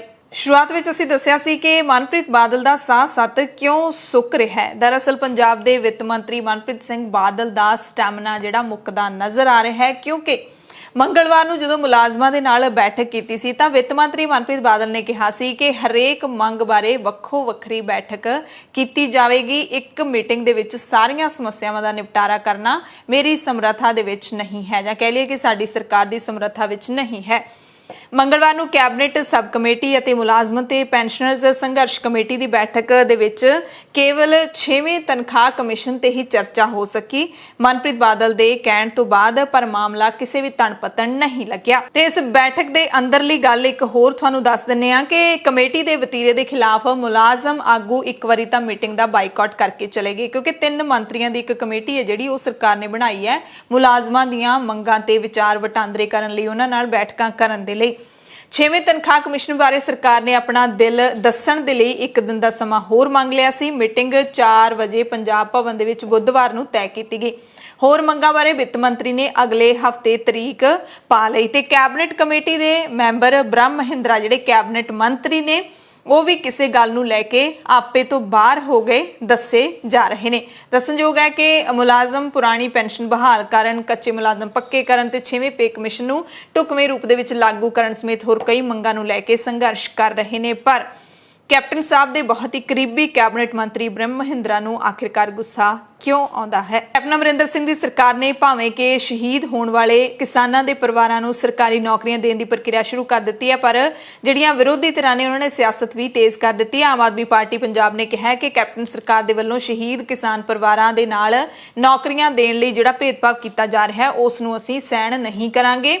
ਸਰਕਾਰ ਨੂੰ ਸਾਰੇ ਸ਼ਹੀਦ ਹੋਣ ਵਾਲੇ ਕਿਸਾਨਾਂ ਦੇ ਪਰਿਵਾਰਕ ਮੈਂਬਰਾਂ ਲਈ ਨੌਕਰੀਆਂ ਦਾ ਪ੍ਰਬੰਧ ਕਰਨਾ ਚਾਹੀਦਾ ਹੈ। ਆਮ ਆਦਮੀ ਪਾਰਟੀ ਦੇ ਵਿਧਾਇਕ ਅਤੇ ਕਿਸਾਨ ਵਿੰਗ ਦੇ ਸੂਬਾ ਪ੍ਰਧਾਨ ਕੁਲਤਾਰ ਸਿੰਘ ਸੰਧਵਾ ਨੇ ਇਸ ਫੈਸਲੇ ਨੂੰ, ਕੈਪਟਨ ਸਰਕਾਰ ਦੇ ਇਸ ਫੈਸਲੇ ਨੂੰ ਭੇਦਭਾਵ ਵਾਲਾ ਕਰਾਰ ਦਿੱਤਾ। ਸੰਧਵਾ ਨੇ ਕਿਹਾ ਕਿ ਕਿਸਾਨ ਅੰਦੋਲਨ ਦੇ ਵਿੱਚ ਹੁਣ ਤੱਕ 600 ਤੋਂ ਵੱਧ ਕਿਸਾਨ ਸ਼ਹੀਦ ਹੋ ਚੁੱਕੇ ਨੇ, ਪਰ ਕੈਪਟਨ ਸਰਕਾਰ ਕੇਵਲ 127 ਕਿਸਾਨਾਂ ਦੇ ਪਰਿਵਾਰਕ ਮੈਂਬਰਾਂ ਨੂੰ ਹੀ ਨੌਕਰੀ ਦੇਣ ਦਾ ਐਲਾਨ ਕਰ ਰਹੀ ਹੈ। ਉਹਨਾਂ ਦੋਸ਼ ਲਾਇਆ ਕਿ ਕੈਪਟਨ ਸਰਕਾਰ ਬਾਕੀ ਦੇ ਸ਼ਹੀਦ ਕਿਸਾਨਾਂ ਦੀ ਕੁਰਬਾਨੀ ਨੂੰ ਨਜ਼ਰ ਅੰਦਾਜ਼ ਕਰਕੇ ਉਹਨਾਂ ਦੇ ਪਰਿਵਾਰਾਂ ਨਾਲ ਨਾਇਨਸਾਫੀ ਕਰਨ ਦੀ ਕੋਸ਼ਿਸ਼ ਕਰ ਰਹੀ ਹੈ। ਜੇ ਫੈਕਟ ਇਸ ਖਬਰ ਦਾ ਦੱਸ ਦਈਏ ਤਾਂ ਕੈਪਟਨ ਅਮਰਿੰਦਰ ਸਿੰਘ ਦੀ ਸਰਕਾਰ ਨੇ ਪਿਛਲੇ ਦਿਨੀ ਜਿਹੜਾ ਸਰਕਾਰੀ ਨੌਕਰੀਆਂ ਦੇਣ ਦੀ ਪ੍ਰਕਿਰਿਆ ਸ਼ੁਰੂ ਕੀਤੀ ਹੈ, ਉਸ ਦੇ ਵਿੱਚ ਬਾਕਾਇਦਾ ਐਲਾਨ ਕੀਤਾ ਗਿਆ ਸੀ ਕਿ ਇਹ ਪਹਿਲਾ ਪੜਾਅ ਹੈ। ਪਹਿਲੇ ਪੜਾਅ ਦੇ ਵਿੱਚ 127 ਕਿਸਾਨਾਂ ਦੇ ਪਰਿਵਾਰਾਂ ਨੂੰ ਅਸੀਂ ਨੌਕਰੀਆਂ ਦੇਵਾਂਗੇ। ਉਸ ਤੋਂ ਬਾਅਦ ਅਗਲੇ ਪੜਾਅ ਦੇ ਵਿੱਚ ਗਿਣਤੀ ਹੈ ਜਿਹੜੀ ਹੋਰ ਵੱਖਰੀ ਹੋਵੇਗੀ ਤੇ ਸਾਰੇ ਜਿਹੜੇ ਸ਼ਹੀਦ ਕਿਸਾਨ ਨੇ ਉਹਨਾਂ ਦੇ ਪਰਿਵਾਰਾਂ ਨੂੰ ਅਸੀਂ ਨੌਕਰੀਆਂ ਦੇਵਾਂਗੇ। ਤੇ ਪਰ ਆਮ ਆਦਮੀ ਪਾਰਟੀ ਨੇ ਇਲਜ਼ਾਮ ਲਾਇਆ ਹੈ ਕਿ ਇਹਨਾਂ ਨੇ ਇੰਨਾ ਕੁ ਐਲਾਨ ਕਰਕੇ ਗਲਤ ਕੀਤਾ ਹੈ। ਰਾਮਪੁਰਾ ਫੂਲ ਦੇ ਵਿੱਚ ਸਬ ਡਿਵੀਜ਼ਨਲ ਜੁਡੀਸ਼ੀਅਲ ਮੈਜਿਸਟ੍ਰੇਟ ਅਦਾਲਤ ਨੇ ਸਾਬਕਾ ਕੈਬਨਿਟ ਮੰਤਰੀ ਸਿਕੰਦਰ ਸਿੰਘ ਮਲੂਕਾ ਸਮੇਤ 9 ਜਣਿਆਂ ਨੂੰ ਇੱਕ ਕੇਸ ਦੇ ਵਿੱਚ ਬਰੀ ਕਰ ਦਿੱਤਾ ਹੈ। ਐਡਵੋਕੇਟ ਅਜੀਤਪਾਲ ਸਿੰਘ ਮੰਡੇਰ ਨੇ ਜਾਣਕਾਰੀ ਦਿੱਤੀ ਕਿ 2015 ਦੇ ਵਿੱਚ ਦਰਜ ਹੋਏ ਕੇਸ ਤੇ ਫੈਸਲਾ ਸੁਣਾਉਂਦਿਆਂ ਅਕਾਲੀ ਲੀਡਰ ਸਮੇਤ ਸਾਰਿਆਂ ਨੂੰ ਬਰੀ ਕਰ ਦਿੱਤਾ ਗਿਆ। ਦਰਅਸਲ 2015 ਦੇ ਵਿੱਚ ਇਸਤਗਾਸਾ ਜਰਨੈਲ ਸਿੰਘ ਨੇ ਵੱਖ-ਵੱਖ ਧਾਰਾਵਾਂ ਅਧੀਨ ਕੇਸ ਫਾਈਲ ਕੀਤਾ ਸੀ, ਜਿਸ ਦੇ ਵਿੱਚ ਕੈਬਨਿਟ ਮੰਤਰੀ ਜਿਹੜੇ ਹੁਣ ਸਾਬਕਾ ਹੋ ਚੁੱਕੇ ਨੇ ਸਿਕੰਦਰ ਸਿੰਘ ਮਲੂਕਾ, ਨਗਰ ਪੰਚਾਇਤ ਮਹਿਰਾਜ ਦੇ ਸਾਬਕਾ ਪ੍ਰਧਾਨ ਹਰਿੰਦਰ ਹਿੰਦਾ ਸਮੇਤ 9 ਜਣਿਆਂ ਦੇ ਨਾਂ ਸ਼ਾਮਲ ਸਨ। ਐਡਵੋਕੇਟ ਮੰਡੇਰ ਨੇ ਦੱਸਿਆ ਕਿ ਕਰੀਬ 6 ਸਾਲ ਕੇਸ ਚੱਲਣ ਤੋਂ ਬਾਅਦ ਹੁਣ ਅਦਾਲਤ ਨੇ ਸਭ ਨੂੰ ਬਰੀ ਕਰ ਦਿੱਤਾ ਹੈ। ਦਲੀਲਾਂ ਜਿਹੜੀਆਂ ਨੇਗੀਆਂ ਇਹਨਾਂ ਦੇ ਪੱਖ ਵਿੱਚ ਜਿਹੜੇ ਵਕੀਲ ਸੀ ਉਹਨਾਂ ਦੀਆਂ ਦਲੀਲਾਂ ਦੇ ਨਾਲ ਸਹਿਮਤੀ ਪ੍ਰਗਟਾਈ ਹੈ ਅਦਾਲਤ ਨੇ। ਪਠਾਨਕੋਟ ਦੇ ਵਿੱਚ ਹੈਲੀਕਾਪਟਰ ਕ੍ਰੈਸ਼ ਹੋਣ ਦੀ ਜਿਹੜੀ ਘਟਨਾ ਵਾਪਰੀ ਸੀ ਉਸ ਦੇ ਵਿੱਚ ਦੋਵੇਂ ਪਾਇਲਟ ਜਿਹੜੇ ਲਾਪਤਾ ਹੋਏ ਸੀ ਉਹਨਾਂ ਦਾ ਹਾਲੇ ਤੱਕ ਵੀ ਪਤਾ ਨਹੀਂ ਲੱਗ ਸਕਿਆ। ਮੰਗਲਵਾਰ ਨੂੰ ਸੈਨਾ ਦਾ helicopter Ranjit Sagar crash dam ਦੇ ਵਿੱਚ ਕ੍ਰੈਸ਼ ਹੋ ਗਿਆ ਸੀ ਤੇ ਮੰਗਲਵਾਰ ਸ਼ਾਮ 8:30 ਵਜੇ ਫੌਜ ਨੇ ਰੈਸਕਿਊ ਆਪਰੇਸ਼ਨ ਨੂੰ ਬੰਦ ਕਰ ਦਿੱਤਾ ਸੀ। ਗੋਤਾਖੋਰਾਂ ਨੂੰ ਦਿੱਲੀ ਤੋਂ ਬੁਲਾਇਆ ਗਿਆ ਸੀ, ਪਰ ਭਾਰੀ ਮੀਂਹ ਕਾਰਨ ਬੁੱਧਵਾਰ ਸਵੇਰੇ 11 ਵਜੇ ਤੱਕ ਵੀ ਤਲਾਸ਼ੀ ਮੁਹਿੰਮ ਨਹੀਂ ਸ਼ੁਰੂ ਹੋ ਸਕੀ ਸੀ। ਇਸ ਕਰਕੇ ਇਸ ਦੇ ਨਾਲ ਹੀ ਫੌਜ ਨੇ ਦਿੱਲੀ ਤੋਂ ਬਚਾਅ ਕਾਰਜ ਨਾਲ ਜੁੜੇ ਅਧਿਕਾਰੀਆਂ ਨੂੰ ਵੀ ਸੱਦ ਲਿਆ। ਫੌਜ ਨੇ ਝੀਲ ਦੇ ਨਾਲ ਲੱਗਦੇ ਇਲਾਕੇ ਵਿੱਚ ਟੈਂਟ ਲਾ ਕੇ ਪੂਰੇ ਇਲਾਕੇ ਨੂੰ ਆਪਣੇ ਕਬਜ਼ੇ ਵਿੱਚ ਲੈ ਲਿਆ। ਸਥਾਨਕ ਲੋਕਾਂ ਤੋਂ ਇਲਾਵਾ ਪੁਲਿਸ ਨੂੰ ਵੀ ਉੱਥੇ ਜਾਣ ਤੋਂ ਰੋਕਿਆ ਜਾ ਰਿਹਾ ਹੈ। ਫੌਜ ਦਾ ਹੈਲੀਕਾਪਟਰ ਮੰਗਲਵਾਰ ਸਵੇਰੇ 10:50 ਤੇ ਕ੍ਰੈਸ਼ ਹੋ ਗਿਆ ਸੀ। 2 ਪਾਇਲਟ ਸਵਾਰ ਸੀ, ਦੋਵੇਂ ਹਾਲੇ ਤੱਕ ਲਾਪਤਾ ਨੇ। ਹੈਲੀਕਾਪਟਰ ਨੇ ਸਵੇਰੇ 8:30 ਵਜੇ ਮਾਮੂਨ ਕੈਂਟ ਤੋਂ ਉਡਾਣ ਭਰੀ ਸੀ ਤੇ 20 ਮਿੰਟ ਬਾਅਦ ਹੀ ਕ੍ਰੈਸ਼ ਹੋ ਗਿਆ ਸੀ। ਝੀਲ ਦੇ ਆਲੇ ਦੁਆਲੇ ਦੇ ਇਲਾਕੇ ਵਿੱਚ ਇੱਕ ਰੂਟੀਨ ਉਡਾਣ ਤੇ ਇਹ ਹੈਲੀਕਾਪਟਰ ਉੱਡ ਰਿਹਾ ਸੀ। ਹਾਦਸੇ ਤੋਂ ਬਾਅਦ ਹੈਲੀਕਾਪਟਰ ਦਾ ਜਿਹੜਾ ਤੇਲ ਹੈ ਉਹ ਝੀਲ ਦੇ ਪਾਣੀ ਦੀ ਸਤ੍ਹਾ ਦੇ ਉੱਤੇ ਤੈਰਨ ਲੱਗਿਆ ਸੀ, ਖਿੱਲਰ ਗਿਆ ਸੀ। ਇਸ ਕਰਕੇ ਵੀ ਬਚਾਅ ਕਾਰਜਾਂ ਦੇ ਵਿੱਚ ਥੋੜੀ ਰੁਕਾਵਟ ਆਈ ਹੈ। ਸੁਪਰੀਮ ਕੋਰਟ ਨੇ ਮੁਲਕ ਦੇ ਗੰਨਾ ਕਿਸਾਨਾਂ ਦਾ ਬਕਾਇਆ ਅਦਾ ਨਾ ਕਰਨ ਨਾਲ ਸੰਬੰਧਿਤ ਪਟੀਸ਼ਨ ਤੇ ਸੁਣਵਾਈ ਕਰਦਿਆਂ 16 ਸੂਬਿਆਂ ਨੂੰ ਨੋਟਿਸ ਕਰਕੇ ਉਹਨਾਂ ਤੋਂ ਜਵਾਬ ਮੰਗਿਆ। ਪਟੀਸ਼ਨ ਵਿੱਚ ਕਿਹਾ ਗਿਆ ਕਿ ਸੂਬਾ ਸਰਕਾਰਾਂ ਜਿਹੜੀਆਂ ਗੰਨਾ ਤਾਂ ਖਰੀਦ ਲੈਂਦੀਆਂ ਨੇ, ਪਰ ਕਿਸਾਨਾਂ ਨੂੰ ਕਈ ਸਾਲ ਫਸਲਾਂ ਦਾ ਭੁਗਤਾਨ ਨਹੀਂ ਕੀਤਾ ਜਾਂਦਾ, ਜਿਸ ਕਰਕੇ ਕਿਸਾਨਾਂ ਦੀ ਆਰਥਿਕ ਹਾਲਤ ਪ੍ਰਭਾਵਿਤ ਹੁੰਦੀ ਹੈ। ਮਾਮਲੇ ਦੀ ਸੁਣਵਾਈ ਹੁਣ 3 ਹਫ਼ਤਿਆਂ ਬਾਅਦ ਹੋਏਗੀ। ਦੇਖਣਾ ਹੋਏਗਾ ਕਿ ਸੂਬਾ ਸਰਕਾਰਾਂ ਜਵਾਬ ਕੀ ਦਿੰਦੀਆਂ ਨੇ। ਪਟੀਸ਼ਨ ਵਿੱਚ ਮੰਗ ਕੀਤੀ ਹੈ ਕਿ ਸੁਪਰੀਮ ਕੋਰਟ ਪੂਰੇ ਦੇਸ਼ ਦੇ ਲਈ ਕਾਰਵਾਈ ਕਰੇ। ਇਸ ਦੇ ਨਾਲ ਹੀ ਪਟੀਸ਼ਨਰ ਅਤੇ ਸਾਬਕਾ ਸੰਸਦ ਮੈਂਬਰ ਰਾਜੂ ਸ਼ੈਟੀ ਦੇ ਮੁਤਾਬਿਕ ਉੱਤਰ ਪ੍ਰਦੇਸ਼ ਸਰਕਾਰ ਦੇ ਕੋਲ ਕਿਸਾਨਾਂ ਦੇ 3500 ਕਰੋੜ ਰੁਪਏ ਦਾ ਬਕਾਇਆ ਪਿਆ ਹੈ, ਜਦੋਂ ਕਿ ਕਰਨਾਟਕਾ ਸਰਕਾਰ ਦੇ ਮਾਮਲੇ ਵਿੱਚ ਇਹ ਰਕਮ 3585 ਕਰੋੜ ਰੁਪਏ ਹੈ। ਇੰਦਰਾ ਗਾਂਧੀ ਨੇ ਟੈਂਕ ਚੜਾਏ ਸੀ, ਬੀਬੀ ਜਗੀਰ ਕੌਰ JCB ਚੜਾ ਰਹੀ ਹੈ। ਖਬਰ ਇਹ ਹੈ ਕਿ ਸਿੱਖ ਸਦਭਾਵਨਾ ਦੇ ਵੱਲੋਂ ਸ਼੍ਰੀ ਦਰਬਾਰ ਸਾਹਿਬ ਵਿਖੇ SGPC ਦੇ ਵੱਲੋਂ ਜਿਹੜੀ ਗੁਰੂ ਰਾਮਦਾਸ ਸਰਾਂ ਹੈ ਉਸ ਨੂੰ ਮੁੜ ਉਸਾਰਨ ਦਾ ਵਿਰੋਧ ਕੀਤਾ ਜਾ ਰਿਹਾ ਹੈ। ਰਾਗੀ ਭਾਈ ਬਲਦੇਵ ਸਿੰਘ ਵਡਾਲਾ ਸਮੇਤ 11 ਸਿੱਖਾਂ ਦਾ ਜਥਾ ਵਿਰੋਧ ਕਰਨ ਦੇ ਲਈ ਸ਼੍ਰੀ ਦਰਬਾਰ ਸਾਹਿਬ ਵਿਖੇ ਪਹੁੰਚੇ। बुधवार ਨੂੰ ਮੁੜ ਤੋਂ ਫੇਰ ਪਹੁੰਚੇ। ਇਸ ਮੌਕੇ ਵੱਡੀ ਗਿਣਤੀ ਵਿੱਚ ਪੁਲਿਸ ਬਲ ਤੈਨਾਤ ਕੀਤਾ ਗਿਆ। ਪੁਲਿਸ ਨੇ ਸਾਰੇ ਜਥੇ ਨੂੰ ਅੱਗੇ ਵਧਣ ਤੋਂ ਰੋਕਿਆ। ਵਡਾਲਾ ਨੇ ਕਿਹਾ ਕਿ ਹਰ ਰੋਜ਼ 11 ਸਿੰਘ 12 ਵਜੇ ਇੱਥੇ ਵਿਰੋਧ ਕਰਨ ਦੇ ਲਈ ਆਇਆ ਕਰਨਗੇ। ਭਾਈ ਵਡਾਲਾ ਨੇ ਐਸਜੀਪੀਸੀ ਪ੍ਰਧਾਨ ਬੀਬੀ ਜਗੀਰ ਕੌਰ ਦੀ ਤੁਲਨਾ ਜਿਹੜੀ ਦੇਸ਼ ਦੀ ਸਾਬਕਾ ਪ੍ਰਧਾਨ ਮੰਤਰੀ ਇੰਦਰਾ ਗਾਂਧੀ ਦੇ ਨਾਲ ਕਰ ਦਿੱਤੀ। ਕਿਹਾ ਕਿ ਇੰਦਰਾ ਗਾਂਧੀ ਨੇ ਦਰਬਾਰ ਸਾਹਿਬ ਵਿਖੇ ਟੈਂਕ ਲਿਆ ਕੇ ਸ਼੍ਰੀ ਅਕਾਲ ਤਖਤ ਸਾਹਿਬ ਨੂੰ ਢਾਹ ਦਿੱਤਾ ਸੀ ਤੇ ਬੀਬੀ ਜਗੀਰ ਕੌਰ ਨੇ ਜੀਸੀਬੀ ਲਿਆ ਕੇ ਮੁੱਢੋਂ ਪੁੱਟਣਾ ਹੀ ਸ਼ੁਰੂ ਕਰ ਦਿੱਤਾ ਹੈ ਇਤਿਹਾਸਿਕ ਸਰਾਂ ਨੂੰ। ਬੀਬੀ ਇੰਦਰਾ ਕੋਲੋਂ ਜਿਹੜਾ ਕੰਮ ਰਹਿ ਗਿਆ ਸੀ ਉਹ ਹੁਣ ਬੀਬੀ ਜਗੀਰ ਕੌਰ ਪੂਰਾ ਕਰ ਰਹੀ ਹੈ। ਉਹਨਾਂ ਕਿਹਾ ਕਿ ਐਸਜੀਪੀਸੀ ਮੁਲਾਜ਼ਮਾਂ ਨੇ ਮੀਡੀਆ ਕਰਮੀਆਂ ਦੇ ਕੈਮਰੇ ਖੋਹੇ ਨੇ। ਮੀਡੀਆ ਕਰਮੀਆਂ ਕੋਲੋਂ ਕੈਮਰੇ ਖੋਹ ਕੇ ਉਹਨਾਂ ਨੂੰ ਚਪੇੜਾਂ ਮਾਰੀਆਂ ਗਈਆਂ ਨੇ। ਸੋ ਇਹ ਘਟਨਾ ਜਿਹੜੀ ਹੈ ਦੇਖਣ ਨੂੰ ਮਿਲੀ ਹੈ ਜਦੋਂ ਕੁਝ ਮੀਡੀਆ ਅਦਾਰੇ ਨੇ ਜਿਹੜੇ ਉੱਥੇ ਕਵਰੇਜ ਕਰਨ ਦੇ ਲਈ ਪਹੁੰਚੇ ਹੋਏ ਸੀ ਤਾਂ ਐਸਜੀਪੀਸੀ ਦੀ ਟਾਸਕ ਫੋਰਸ ਦੇ ਵੱਲੋਂ ਮੀਡੀਆ ਕਰਮੀਆਂ ਨੇ ਆਪਣੇ ਕੈਮਰੇ ਖੋਹਣ ਦੇ ਇਲਜ਼ਾਮ ਲਾਏ ਨੇ ਤੇ ਇਹਦੇ ਵਿੱਚ ਕਈ ਜਿਹੜੇ ਟੀਵੀ ਚੈਨਲ ਨੇ ਉਹ ਸ਼ਾਮਿਲ ਨੇ। ਗੈਂਗਸਟਰ ਰਾਣਾ ਕੰਧੂਵਾਲੀਆ ਦੀ ਮੰਗਲਵਾਰ ਰਾਤ ਨੂੰ ਅੰਮ੍ਰਿਤਸਰ ਦੇ ਇੱਕ ਹਸਪਤਾਲ ਦੇ ਵਿੱਚ ਗੋਲੀਆਂ ਮਾਰ ਕੇ ਹੱਤਿਆ ਕਰ ਦਿੱਤੀ ਗਈ। ਇਸ ਵਾਰਦਾਤ ਨੂੰ ਦੋ ਅਣਪਛਾਤੇ ਨੌਜਵਾਨਾਂ ਨੇ ਅੰਜਾਮ ਦਿੱਤਾ। ਪਤਾ ਲੱਗਿਆ ਕਿ ਕਈ ਮਾਮਲਿਆਂ ਦੇ ਵਿੱਚ ਨਾਮਜ਼ਦ ਰਾਣਾ ਹਸਪਤਾਲ ਦੇ ਵਿੱਚ ਆਪਣੀ ਪਤਨੀ ਦੇ ਕੋਲ ਰੋਜ਼ਾਨਾ ਆਉਂਦਾ ਸੀ ਜੋ ਪਿਛਲੇ 3 ਦਿਨਾਂ ਤੋਂ ਇੱਥੇ ਦਾਖਲ ਸੀ। ਇਸ ਦੌਰਾਨ ਰਾਣਾ ਤੇ ਖੂਬ ਨਜ਼ਰ ਰੱਖੀ ਜਾ ਰਹੀ ਸੀ। ਹਸਪਤਾਲ ਦੀ ਤੀਜੀ ਮੰਜ਼ਿਲ ਤੇ ਉਸ ਤੇ ਗੋਲੀਆਂ ਚਲਾਈਆਂ ਗਈਆਂ ਜਿਸ ਕਾਰਨ ਰਾਣਾ ਦੀ ਮੌਕੇ ਤੇ ਮੌਤ ਹੋ ਗਈ ਜਦਕਿ ਰਾਣੇ ਦੇ ਇੱਕ ਸਾਥੀ ਨੂੰ ਗੰਭੀਰ ਹਾਲਤ ਵਿੱਚ ਹਸਪਤਾਲ 'ਚ ਦਾਖਲ ਕਰਵਾਇਆ ਗਿਆ। ਸੂਚਨਾ ਮਿਲਦੇ ਹੀ ਪੁਲਿਸ ਫੋਰਸ ਮੌਕੇ ਤੇ ਪਹੁੰਚ ਗਈ ਅਤੇ ਮਾਮਲੇ ਦੀ ਜਾਂਚ ਵਿੱਚ ਰੁੱਝੀ ਹੋਈ ਹੈ। ਗੈਂਗਸਟਰ ਦੀ ਮੌਤ ਦੀ ਹਾਲੇ ਅਧਿਕਾਰਿਤ ਤੌਰ ਤੇ ਪੁਸ਼ਟੀ ਨਹੀਂ ਕੀਤੀ ਗਈ ਹੈ। ਸੋ ਪੰਜਾਬ ਦੇ ਨੌਜਵਾਨ ਜਿਨ੍ਹਾਂ ਨੇ ਗੈਂਗਸਟਰੀ ਕਲਚਰ ਦੇ ਵਿੱਚ ਪੈਰ ਧਰਿਆ ਹੈ ਉਹਨਾਂ ਦਾ ਜਿਹੜਾ ਅੰਤ ਹੈ ਉਹ ਬੁਢਾਪੇ 'ਚ ਜਾ ਕੇ ਨਹੀਂ ਹੁੰਦਾ ਬਲਕਿ ਨੌਜਵਾਨੀ ਦੇ ਵਿੱਚ ਹੀ ਹੋ ਜਾਂਦਾ ਹੈ ਕਿਉਂਕਿ ਅਜਿਹੇ ਕੰਮ ਉਹਨਾਂ ਨੇ ਕੀਤੇ ਹੁੰਦੇ ਨੇ। ਨਾ ਹੀ ਤਾਂ ਸਿਆਸਤਦਾਨ ਉਹਨਾਂ ਨੂੰ ਫਿਰ ਪਾਲ ਸਕਦੇ ਨੇ ਤੇ ਨਾ ਹੀ ਉਹਨਾਂ ਨੂੰ ਬਚਾ ਸਕਦੇ ਨੇ ਤੇ ਉਹਨਾਂ ਦੀ ਜਿਹੜੀ ਮੌਤ ਹੈ ਯਕੀਨੀ ਹੁੰਦੀ ਹੈ। ਇਹੋ ਜਿਹੇ ਮਾਮਲੇ ਕਿੰਨੇ ਹੀ ਸਾਡੇ ਸਾਹਮਣੇ ਆ ਚੁੱਕੇ ਨੇ ਜਦੋਂ ਗੈਂਗਸਟਰੀ ਕਲਚਰ ਨੇ ਪੰਜਾਬ ਦੀਆਂ ਪਤਾ ਨਹੀਂ ਕਿੰਨੀਆਂ ਮਾਵਾਂ ਦੇ ਜਿਹੜੇ ਲਾਇਕ ਪੁੱਤ ਖੋਲੇ ਨੇ। ਕਿਸੇ ਵੇਲੇ ਜਿਹੜੇ ਬੜੇ ਲਾਇਕ ਹੁੰਦੇ ਸੀ ਉਹਨਾਂ ਨੂੰ ਇਸ ਦਲਦਲ ਦੇ ਵਿੱਚ ਕੌਣ ਧੱਕਦਾ ਹੈ ਇਹ ਸਵਾਲ ਹੈ ਜਿਹੜਾ ਉਹ ਸਭ ਨੂੰ ਇਹਦਾ ਉੱਤਰ ਪਤਾ ਵੀ ਹੈ ਪਰ ਫਿਰ ਵੀ ਕੋਈ ਬੋਲਦਾ ਨਹੀਂ। ਅੰਮ੍ਰਿਤਸਰ ਦੇ ਵਧੀਕ ਸੈਸ਼ਨ ਜੱਜ ਪੁਸ਼ਪਿੰਦਰ ਸਿੰਘ ਦੀ ਅਦਾਲਤ ਨੇ ਲੰਘੇ ਸਾਲ ਜਨਵਰੀ ਦੇ ਵਿੱਚ ਸਪੈਸ਼ਲ ਟਾਸਕ ਫੋਰਸ ਦੇ ਵੱਲੋਂ 197 ਕਿਲੋ ਹੈਰੋਇਨ ਜ਼ਬਤ ਕਰਨ ਦੇ ਮਾਮਲੇ ਦੇ ਵਿੱਚ Punjab subordinate staff selection board ਦੇ ਸਾਬਕਾ ਮੈਂਬਰ ਤੇ ਅਕਾਲੀ ਲੀਡਰ ਅਨਵਰ ਮਸੀਹ ਨੂੰ ਗ੍ਰਿਫਤਾਰ ਕਰਨ ਦੇ ਵਾਰੰਟ ਜਾਰੀ ਕੀਤੇ ਨੇ। 3 ਦਿਨ ਪਹਿਲਾਂ ਅਦਾਲਤ ਨੇ ਉਸ ਦੀ ਜ਼ਮਾਨਤ ਰੱਦ ਕਰ ਦਿੱਤੀ ਸੀ ਤੇ 3 ਅਗਸਤ ਨੂੰ ਅਦਾਲਤ ਦੇ ਸਾਹਮਣੇ ਆਤਮ ਸਮਰਪਣ ਕਰਨ ਲਈ ਕਿਹਾ ਸੀ। ਅਦਾਲਤ ਦੇ ਵਿੱਚ ਉਹ ਪੇਸ਼ ਨਹੀਂ ਹੋਇਆ ਤੇ ਉਸਦੇ ਵਕੀਲ ਨੇ ਕਥਿਤ ਤੌਰ ਤੇ ਸਿਹਤ ਕਾਰਨਾਂ ਦਾ ਹਵਾਲਾ ਦਿੰਦੇ ਆਤਮ ਸਮਰਪਣ ਕਰਨ ਦੀ ਮਿਆਦ ਵਧਾਉਣ ਦੀ ਮੰਗ ਕੀਤੀ ਸੀ ਜਦਕਿ ਪੁਲਿਸ ਨੇ ਦਾਅਵਾ ਕੀਤਾ ਕਿ ਬੁੱਧਵਾਰ ਨੂੰ ਅਦਾਲਤ ਤੋਂ ਵਾਰੰਟ ਦੀ ਕਾਪੀ ਮਿਲਣ ਤੋਂ ਬਾਅਦ ਮਸੀਹ ਨੂੰ ਗ੍ਰਿਫਤਾਰ ਕਰ ਲਿਆ ਜਾਵੇਗਾ। ਪੰਜਾਬ ਰਾਜ ਮਹਿਲਾ ਕਮਿਸ਼ਨ ਦੀ ਚੇਅਰਪਰਸਨ ਮਨੀਸ਼ਾ ਗੁਲਾਟੀ ਨੇ ਪੰਜਾਬ ਦੇ ਮੁੱਖ ਮੰਤਰੀ ਕੈਪਟਨ ਅਮਰਿੰਦਰ ਸਿੰਘ ਤੋਂ ਆਪਣੀ ਸੁਰੱਖਿਆ ਵਧਾਉਣ ਦੀ ਮੰਗ ਕੀਤੀ ਹੈ। ਗੁਲਾਟੀ ਨੇ ਮੁੱਖ ਮੰਤਰੀ ਨੂੰ ਚਿੱਠੀ ਲਿਖ ਕੇ ਕਿਹਾ ਹੈ ਕਿ ਮੇਰੇ ਕੋਲ ਰੋਜ਼ਾਨਾ ਹੀ 400 ਤੋਂ 500 ਸ਼ਿਕਾਇਤਾਂ ਆ ਰਹੀਆਂ ਨੇ ਤੇ ਰੋਜ਼ਾਨਾ ਹੀ 500 ਤੋਂ ਲੈ ਕੇ 600 ਬੰਦਾ ਮੇਰੇ ਦਫ਼ਤਰ ਦੇ ਵਿੱਚ ਪਹੁੰਚ ਰਿਹਾ ਜਿਸ ਕਰਕੇ ਦਫ਼ਤਰ ਦੀ ਸੁਰੱਖਿਆ ਵਧਾਈ ਜਾਵੇ ਤੇ ਮੈਨੂੰ ਹੋਰ ਸਿਕਿਉਰਿਟੀ ਹੈ ਜਿਹੜੀ ਉਹ ਦਿੱਤੀ ਜਾਵੇ।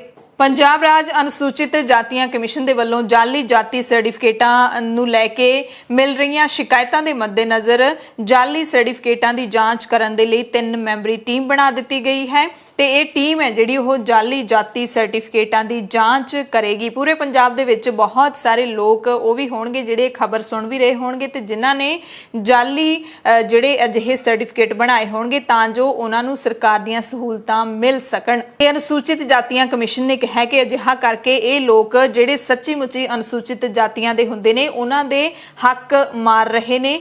ਜਿਹੜੀਆਂ ਸਹੂਲਤਾਂ ਇਸ ਵਰਗ ਨੂੰ ਮਿਲਣੀਆਂ ਹੁੰਦੀਆਂ ਨੇ ਉਹ ਜਾਲੀ ਸਰਟੀਫਿਕੇਟ ਬਣਾ ਕੇ ਜਨਰਲ ਵਰਗ ਵਾਲੇ ਲੋਕ ਨੇ ਜਿਹੜੇ ਉਹ ਲੈ ਜਾਂਦੇ ਨੇ। ਸੋ 3 ਮੈਂਬਰੀ ਟੀਮ ਬਣ ਚੁੱਕੀ ਹੈ ਤੇ ਹੁਣ ਸਾਰਿਆਂ ਦੇ ਸਰਟੀਫਿਕੇਟਸ ਦੀ ਜਾਂਚ ਜ਼ਰੂਰ ਕੀਤੀ ਜਾਏਗੀ ਜਾਂ ਨਹੀਂ ਕੀਤੀ ਜਾਏਗੀ ਇਸ ਬਾਰੇ ਕੁਝ ਨਹੀਂ ਕਿਹਾ ਜਾ ਸਕਦਾ ਪਰ ਟੀਮ ਹੈ ਜਿਹੜੀ ਉਹ ਜ਼ਰੂਰ ਬਣਾ ਦਿੱਤੀ ਗਈ ਹੈ। ਅਗਲੀ ਖਬਰ ਵਿਦਿਆਰਥੀਆਂ ਦੇ ਨਾਲ ਜੁੜੀ ਹੋਈ ਹੈ। ਪੂਰੇ ਦੇਸ਼ ਦੇ ਵਿੱਚ ਕਰੋਨਾ ਮਹਾਮਾਰੀ ਤੋਂ ਬਾਅਦ ਲੱਗੇ ਲਾਕਡਾਊਨ ਦੇ ਕਾਰਨ ਵਿਦਿਅਕ ਸੰਸਥਾਵਾਂ ਬੰਦ ਸੀਗੀਆਂ। ਯੂਨੀਵਰਸਿਟੀਆਂ, college, school, coaching centre, oil centre ਸਾਰੇ ਬੰਦ ਸੀ ਪਰ ਹੁਣ ਸਭ ਕੁਝ ਮੁੜ ਤੋਂ ਖੁੱਲ ਚੁੱਕਿਆ ਹੈ।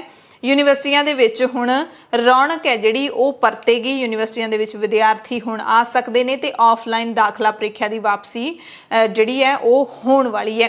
ਤੁਹਾਨੂੰ ਪਤਾ ਹੀ ਹੈ ਕਿ ਯੂਨੀਵਰਸਿਟੀਆਂ ਦੇ ਵਿੱਚ ਦਾਖਲਾ ਜਦੋਂ ਹੁੰਦਾ ਹੈ ਤਾਂ ਕੁਝ ਸੀਟਾਂ ਹੁੰਦੀਆਂ ਨੇ, ਹਰ ਇੱਕ ਡਿਪਾਰਟਮੈਂਟ ਦੇ ਵਿੱਚ ਲਿਮਿਟਿਡ ਸੀਟਾਂ ਹੁੰਦੀਆਂ ਨੇ ਤੇ ਉਹਨਾਂ ਸੀਟਾਂ ਨੂੰ ਭਰਨ ਦੇ ਲਈ ਐਂਟਰੈਂਸ ਟੈਸਟ ਰੱਖਿਆ ਜਾਂਦਾ ਹੈ। ਉਹ ਐਂਟਰੈਂਸ ਟੈਸਟ ਹੈ ਜਿਹੜਾ ਉਹ ਆਫਲਾਈਨ ਜਾ ਕੇ ਯਾਨੀ ਕਿ ਖੁਦ ਜਾ ਕੇ ਵਿਦਿਆਰਥੀ ਦਿੰਦੇ ਨੇ ਤੇ ਕਈ ਚਿਰਾਂ ਤੋਂ ਹੁਣ ਆਨਲਾਈਨ ਹੀ ਸਾਰਾ ਸਿਸਟਮ ਚੱਲ ਰਿਹਾ ਸੀ ਤੇ ਹੁਣ ਯੂਨੀਵਰਸਿਟੀਆਂ ਦੇ ਵਿੱਚ 4 ਕੇਂਦਰੀ ਯੂਨੀਵਰਸਿਟੀਆਂ ਨੇ ਜਿਹੜੀਆਂ ਉਹ ਸਤੰਬਰ ਦੇ ਵਿੱਚ ਆਫਲਾਈਨ ਦਾਖਲਾ ਪ੍ਰੀਖਿਆ ਲੈਣਗੀਆਂ, ਜਿਨ੍ਹਾਂ ਦੇ ਵਿੱਚ JNU, Jawahar Lal Nehru university, Indian council of agriculture research ਤੇ ਐਗਰੀਕਲਚਰ ਯੂਨੀਵਰਸਿਟੀ ਵਰਗੀਆਂ ਹੋਰ ਜਿਹੜੀਆਂ ਪ੍ਰਵੇਸ਼ ਪ੍ਰੀਖਿਆਵਾਂ ਜਿਹੜੀਆਂ ਨੇ ਸਤੰਬਰ ਦੇ ਵਿੱਚ ਲਈਆਂ ਜਾਣਗੀਆਂ।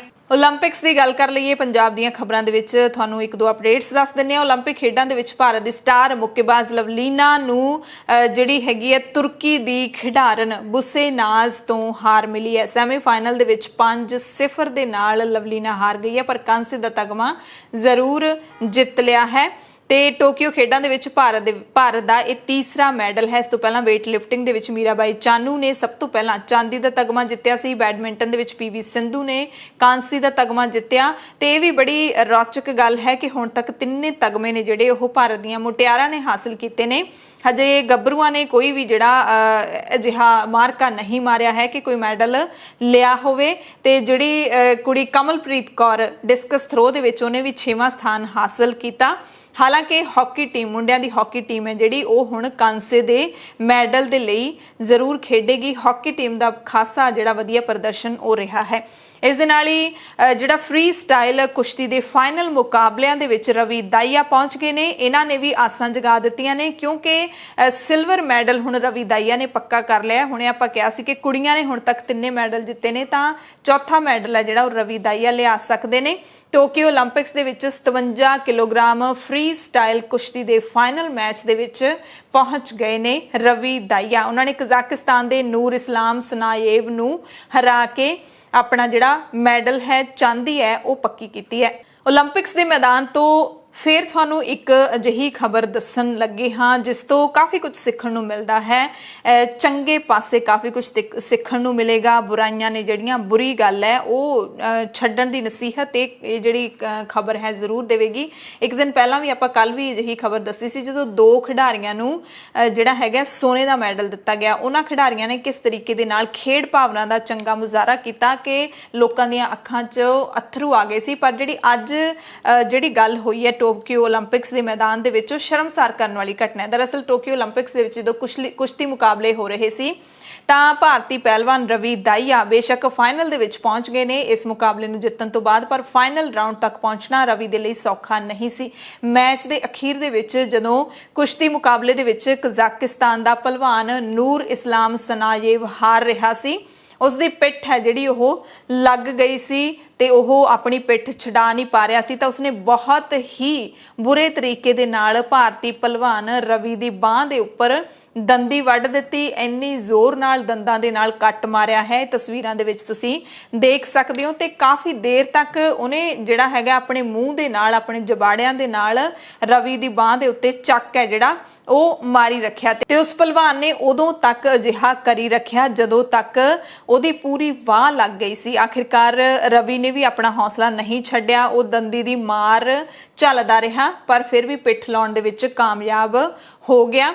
ਰਵੀ ਨੇ ਵੀ ਇਸ ਤਕਲੀਫ ਨੂੰ ਜਿਹੜਾ ਕਹਿੰਦੇ ਆ ਅਖੀਰ ਤੱਕ ਸਹਿ ਕੇ ਨੂਰ ਇਸਲਾਮ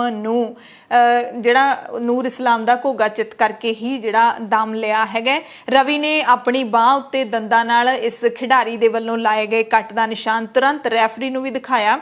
ਇਹ ਜਿਹੜੀ ਵੀਡੀਓ ਤੁਸੀਂ ਦੇਖ ਸਕਦੇ ਹੋ ਕਿ ਜਿਵੇਂ ਹੀ ਮੈਚ ਖਤਮ ਹੁੰਦਾ ਹੈ ਰਵੀ ਹੈ ਜਿਹੜਾ ਉਹ ਹਰਾ ਕੇ ਉੱਠਦਾ ਹੈ ਤਾਂ ਨਾਲ ਦੀ ਨਾਲ ਆਪਣਾ ਬਾਹ ਦਾ ਨਿਸ਼ਾਨ ਰੈਫਰੀ ਨੂੰ ਦਿਖਾਉਂਦਾ ਤੇ ਨੇੜਿਓਂ ਜਿਹੜਾ ਇਹ ਨਿਸ਼ਾਨ ਦੇਖਿਆ ਜਾ ਸਕਦਾ ਹੈ ਕਿ ਕਿੰਨੇ ਜ਼ੋਰਦਾਰ ਤਰੀਕੇ ਦੇ ਨਾਲ ਇਹ ਜਿਹੜਾ ਚੱਕ ਹੈ ਮੂੰਹ ਦੇ ਨਾਲ ਮਾਰਿਆ ਗਿਆ। ਪਰ ਮੌਕੇ ਤੇ ਕੋਈ ਕਾਰਵਾਈ ਹੈ ਜਿਹੜੀ ਉਹ ਨਹੀਂ ਕੀਤੀ ਗਈ ਤੇ ਰਵੀ ਦੇ ਪ੍ਰਸ਼ੰਸਕਾਂ ਦੇ ਵਿੱਚ ਇਸ ਤੋਂ ਬਾਅਦ ਜਿਹੜਾ ਕਾਫੀ ਰੋਸ ਹੈ ਤੇ #ਨੂਰ ਇਸਲਾਮ ਸਨਾਯੇਵ ਚਲਾ ਕੇ ਸੋਸ਼ਲ ਮੀਡੀਆ ਦੇ ਉੱਤੇ ਕਜ਼ਾਕਿਸਤਾਨ ਦੇ ਇਸ ਖਿਡਾਰੀ ਦੀ ਘਟੀਆ ਹਰਕਤ ਦੇ ਖਿਲਾਫ ਕਦਮ ਚੁੱਕਣ ਦੀ ਕਾਰਵਾਈ ਕਰਨ ਦੀ ਮੰਗ ਹੈ ਜਿਹੜੀ ਉਹ ਵੀ ਪ੍ਰਸ਼ੰਸਕਾਂ ਦੇ ਵੱਲੋਂ ਕੀਤੀ ਜਾ ਰਹੀ ਹੈ।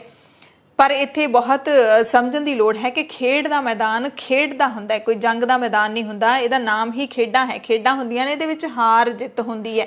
ਜਿਹੜਾ ਫਾਈਨਲ ਦੇ ਵਿੱਚ ਪਹੁੰਚ ਹੀ ਗਿਆ, ਜਿਹੜਾ ਸੈਮੀਫਾਈਨਲ ਦੇ ਵਿੱਚ ਪਹੁੰਚ ਗਿਆ, ਦੋਵੇਂ ਖਿਡਾਰੀਆਂ ਦੇ ਵਿੱਚ ਮਤਲਬ ਕੁਛ ਨਾ ਕੁਛ ਤਾਂ ਹੈ ਨਾ ਕਿ ਉਹ ਅਖੀਰ ਤੱਕ ਪਹੁੰਚੇ ਨੇ। ਸੋ ਇੱਕ ਦੂਸਰੇ ਦਾ ਸਤਿਕਾਰ ਕਰਨਾ ਬਹੁਤ ਜ਼ਰੂਰੀ ਹੈ। ਖੇਡ ਦੀ ਭਾਵਨਾ ਦੇ ਨਾਲ ਹੀ ਖੇਡ ਖੇਡਣੀ ਚਾਹੀਦੀ ਹੈ, ਨਾ ਕਿ ਦੁਸ਼ਮਣੀ ਦੀ ਭਾਵਨਾ ਦੇ ਨਾਲ। ਸੋ ਇਸ ਮੈਚ ਦੇ ਵਿੱਚ ਇੱਕ ਦੰਦੀ ਵੱਢ ਕੇ ਇਸ ਕਜ਼ਾਕਿਸਤਾਨ ਦੇ ਇਸ ਖਿਡਾਰੀ ਨੇ ਪੂਰੀ ਦੁਨੀਆ ਦੇ ਵਿੱਚ ਆਪਣੀ ਇਨਸਲਟ ਹੈ ਜਿਹੜੀ ਉਹ ਜ਼ਰੂਰ ਕਰਵਾਈ ਹੈ। ਬੁਲੇਟਿਨ ਦੇ ਵਿੱਚ ਕੁਝ ਖਾਸ ਤੇ ਵੱਡੀਆਂ ਖਬਰਾਂ ਪੂਰੇ ਭਾਰਤ ਦੀਆਂ। ਸਭ ਤੋਂ ਪਹਿਲਾਂ ਖਬਰ ਲੋਕ ਸਭਾ ਦੀ ਕਾਰਵਾਈ ਦੇ ਨਾਲ ਜੁੜੀ ਹੋਈ ਹੈ, ਜਿੱਥੇ ਵਿਰੋਧੀ ਧਿਰਾਂ ਲਗਾਤਾਰ ਹੰਗਾਮਾ ਕਰ ਰਹੀਆਂ ਨੇ। ਪੈਗਾਸਸ ਜਾਸੂਸੀ ਮਾਮਲਾ ਤੇ ਖੇਤੀ ਕਾਨੂੰਨਾਂ ਦੇ ਖਿਲਾਫ ਨਾਅਰੇਬਾਜ਼ੀ ਹੋਣ ਤੋਂ ਬਾਅਦ ਸਦਨ ਦੀ ਕਾਰਵਾਈ ਪੂਰੇ ਦਿਨ ਦੇ ਲਈ ਮੁਲਤਵੀ ਕਰ ਦਿੱਤੀ ਗਈ।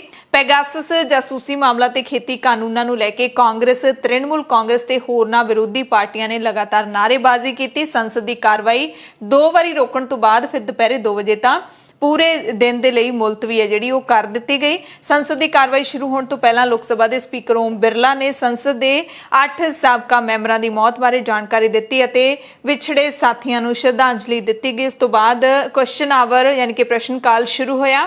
ਕਾਂਗਰਸ ਤੇ ਤ੍ਰਿਣਮੂਲ ਕਾਂਗਰਸ ਸਣੇ ਵਿਰੋਧੀ ਧਿਰਾਂ ਨੇ ਸਪੀਕਰ ਦੇ ਕੋਲ ਜਾ ਕੇ ਖੇਤੀ ਕਾਨੂੰਨਾਂ ਦੇ ਮੁੱਦੇ ਤੇ ਪੈਗਾਸਸ ਜਾਸੂਸੀ ਮਾਮਲੇ ਤੇ ਬਹਿਸ ਕਰਨ ਦੀ ਮੰਗ ਨੂੰ ਲੈ ਕੇ ਨਾਅਰੇਬਾਜ਼ੀ ਕੀਤੀ। ਸਪੀਕਰ ਓਮ ਬਿਰਲਾ ਲਗਾਤਾਰ ਸੰਸਦ ਮੈਂਬਰਾਂ ਨੂੰ ਲੋਕ ਸਭਾ ਦੀ ਕਾਰਵਾਈ ਭੰਗ ਨਾ ਕਰਨ ਬਾਰੇ ਕਹਿੰਦੇ ਰਹੇ। ਇਸ ਦੇ ਬਾਵਜੂਦ ਵਿਰੋਧੀ ਪਾਰਟੀਆਂ ਦਾ ਹੰਗਾਮਾ ਲਗਾਤਾਰ ਜਾਰੀ ਰਿਹਾ। ਅਤੇ ਉਧਰ ਜੇ ਰਾਜ ਸਭਾ ਦੀ ਗੱਲ ਕਰ ਲਈਏ ਤਾਂ ਉੱਥੇ ਸਪੀਕਰ ਵੈਂਕਈਆ ਨਾਇਡੂ ਨੇ ਤ੍ਰਿਣਮੂਲ ਕਾਂਗਰਸ ਦੇ 6 ਸਾਂਸਦਾਂ ਨੂੰ ਪੂਰੇ ਦਿਨ ਦੇ ਲਈ ਸਦਨ ਦੇ ਵਿੱਚੋਂ ਬਾਹਰ ਕੱਢ ਦਿੱਤਾ। ਉਹਨਾਂ ਨੇ ਪੈਗਾਸਸ ਮੁੱਦੇ ਤੇ ਸਦਨ ਦੇ ਵਿੱਚ ਵਿਰੋਧੀ ਧਿਰਾਂ ਦੇ ਵਿਰੋਧ ਕਰਨ ਤੋਂ ਬਾਅਦ ਇਹ ਫੈਸਲਾ ਲਿਆ। ਹੰਗਾਮੇ ਤੋਂ ਬਾਅਦ ਇਹ ਫੈਸਲਾ ਲਿਆ। ਹੰਗਾਮੇ ਤੋਂ ਬਾਅਦ ਵੈਂਕਈਆ ਨਾਇਡੂ ਨੇ ਡੋਲਾ ਸੇਨ, ਨਦੀਮੁਲ ਹਕ, ਅਰਪਿਤਾ ਘੋਸ਼, ਮੌਸਮ ਨੂਰ, ਸ਼ਾਂਤਾ ਛੇਤਰੀ ਅਤੇ ਅਬੀਰ ਰੰਜਨ ਵਿਸ਼ਵਾਸ ਨੂੰ ਸਦਨ ਤੋਂ ਬਾਹਰ ਜਾਣ ਦਾ ਹੁਕਮ ਦੇ ਦਿੱਤਾ।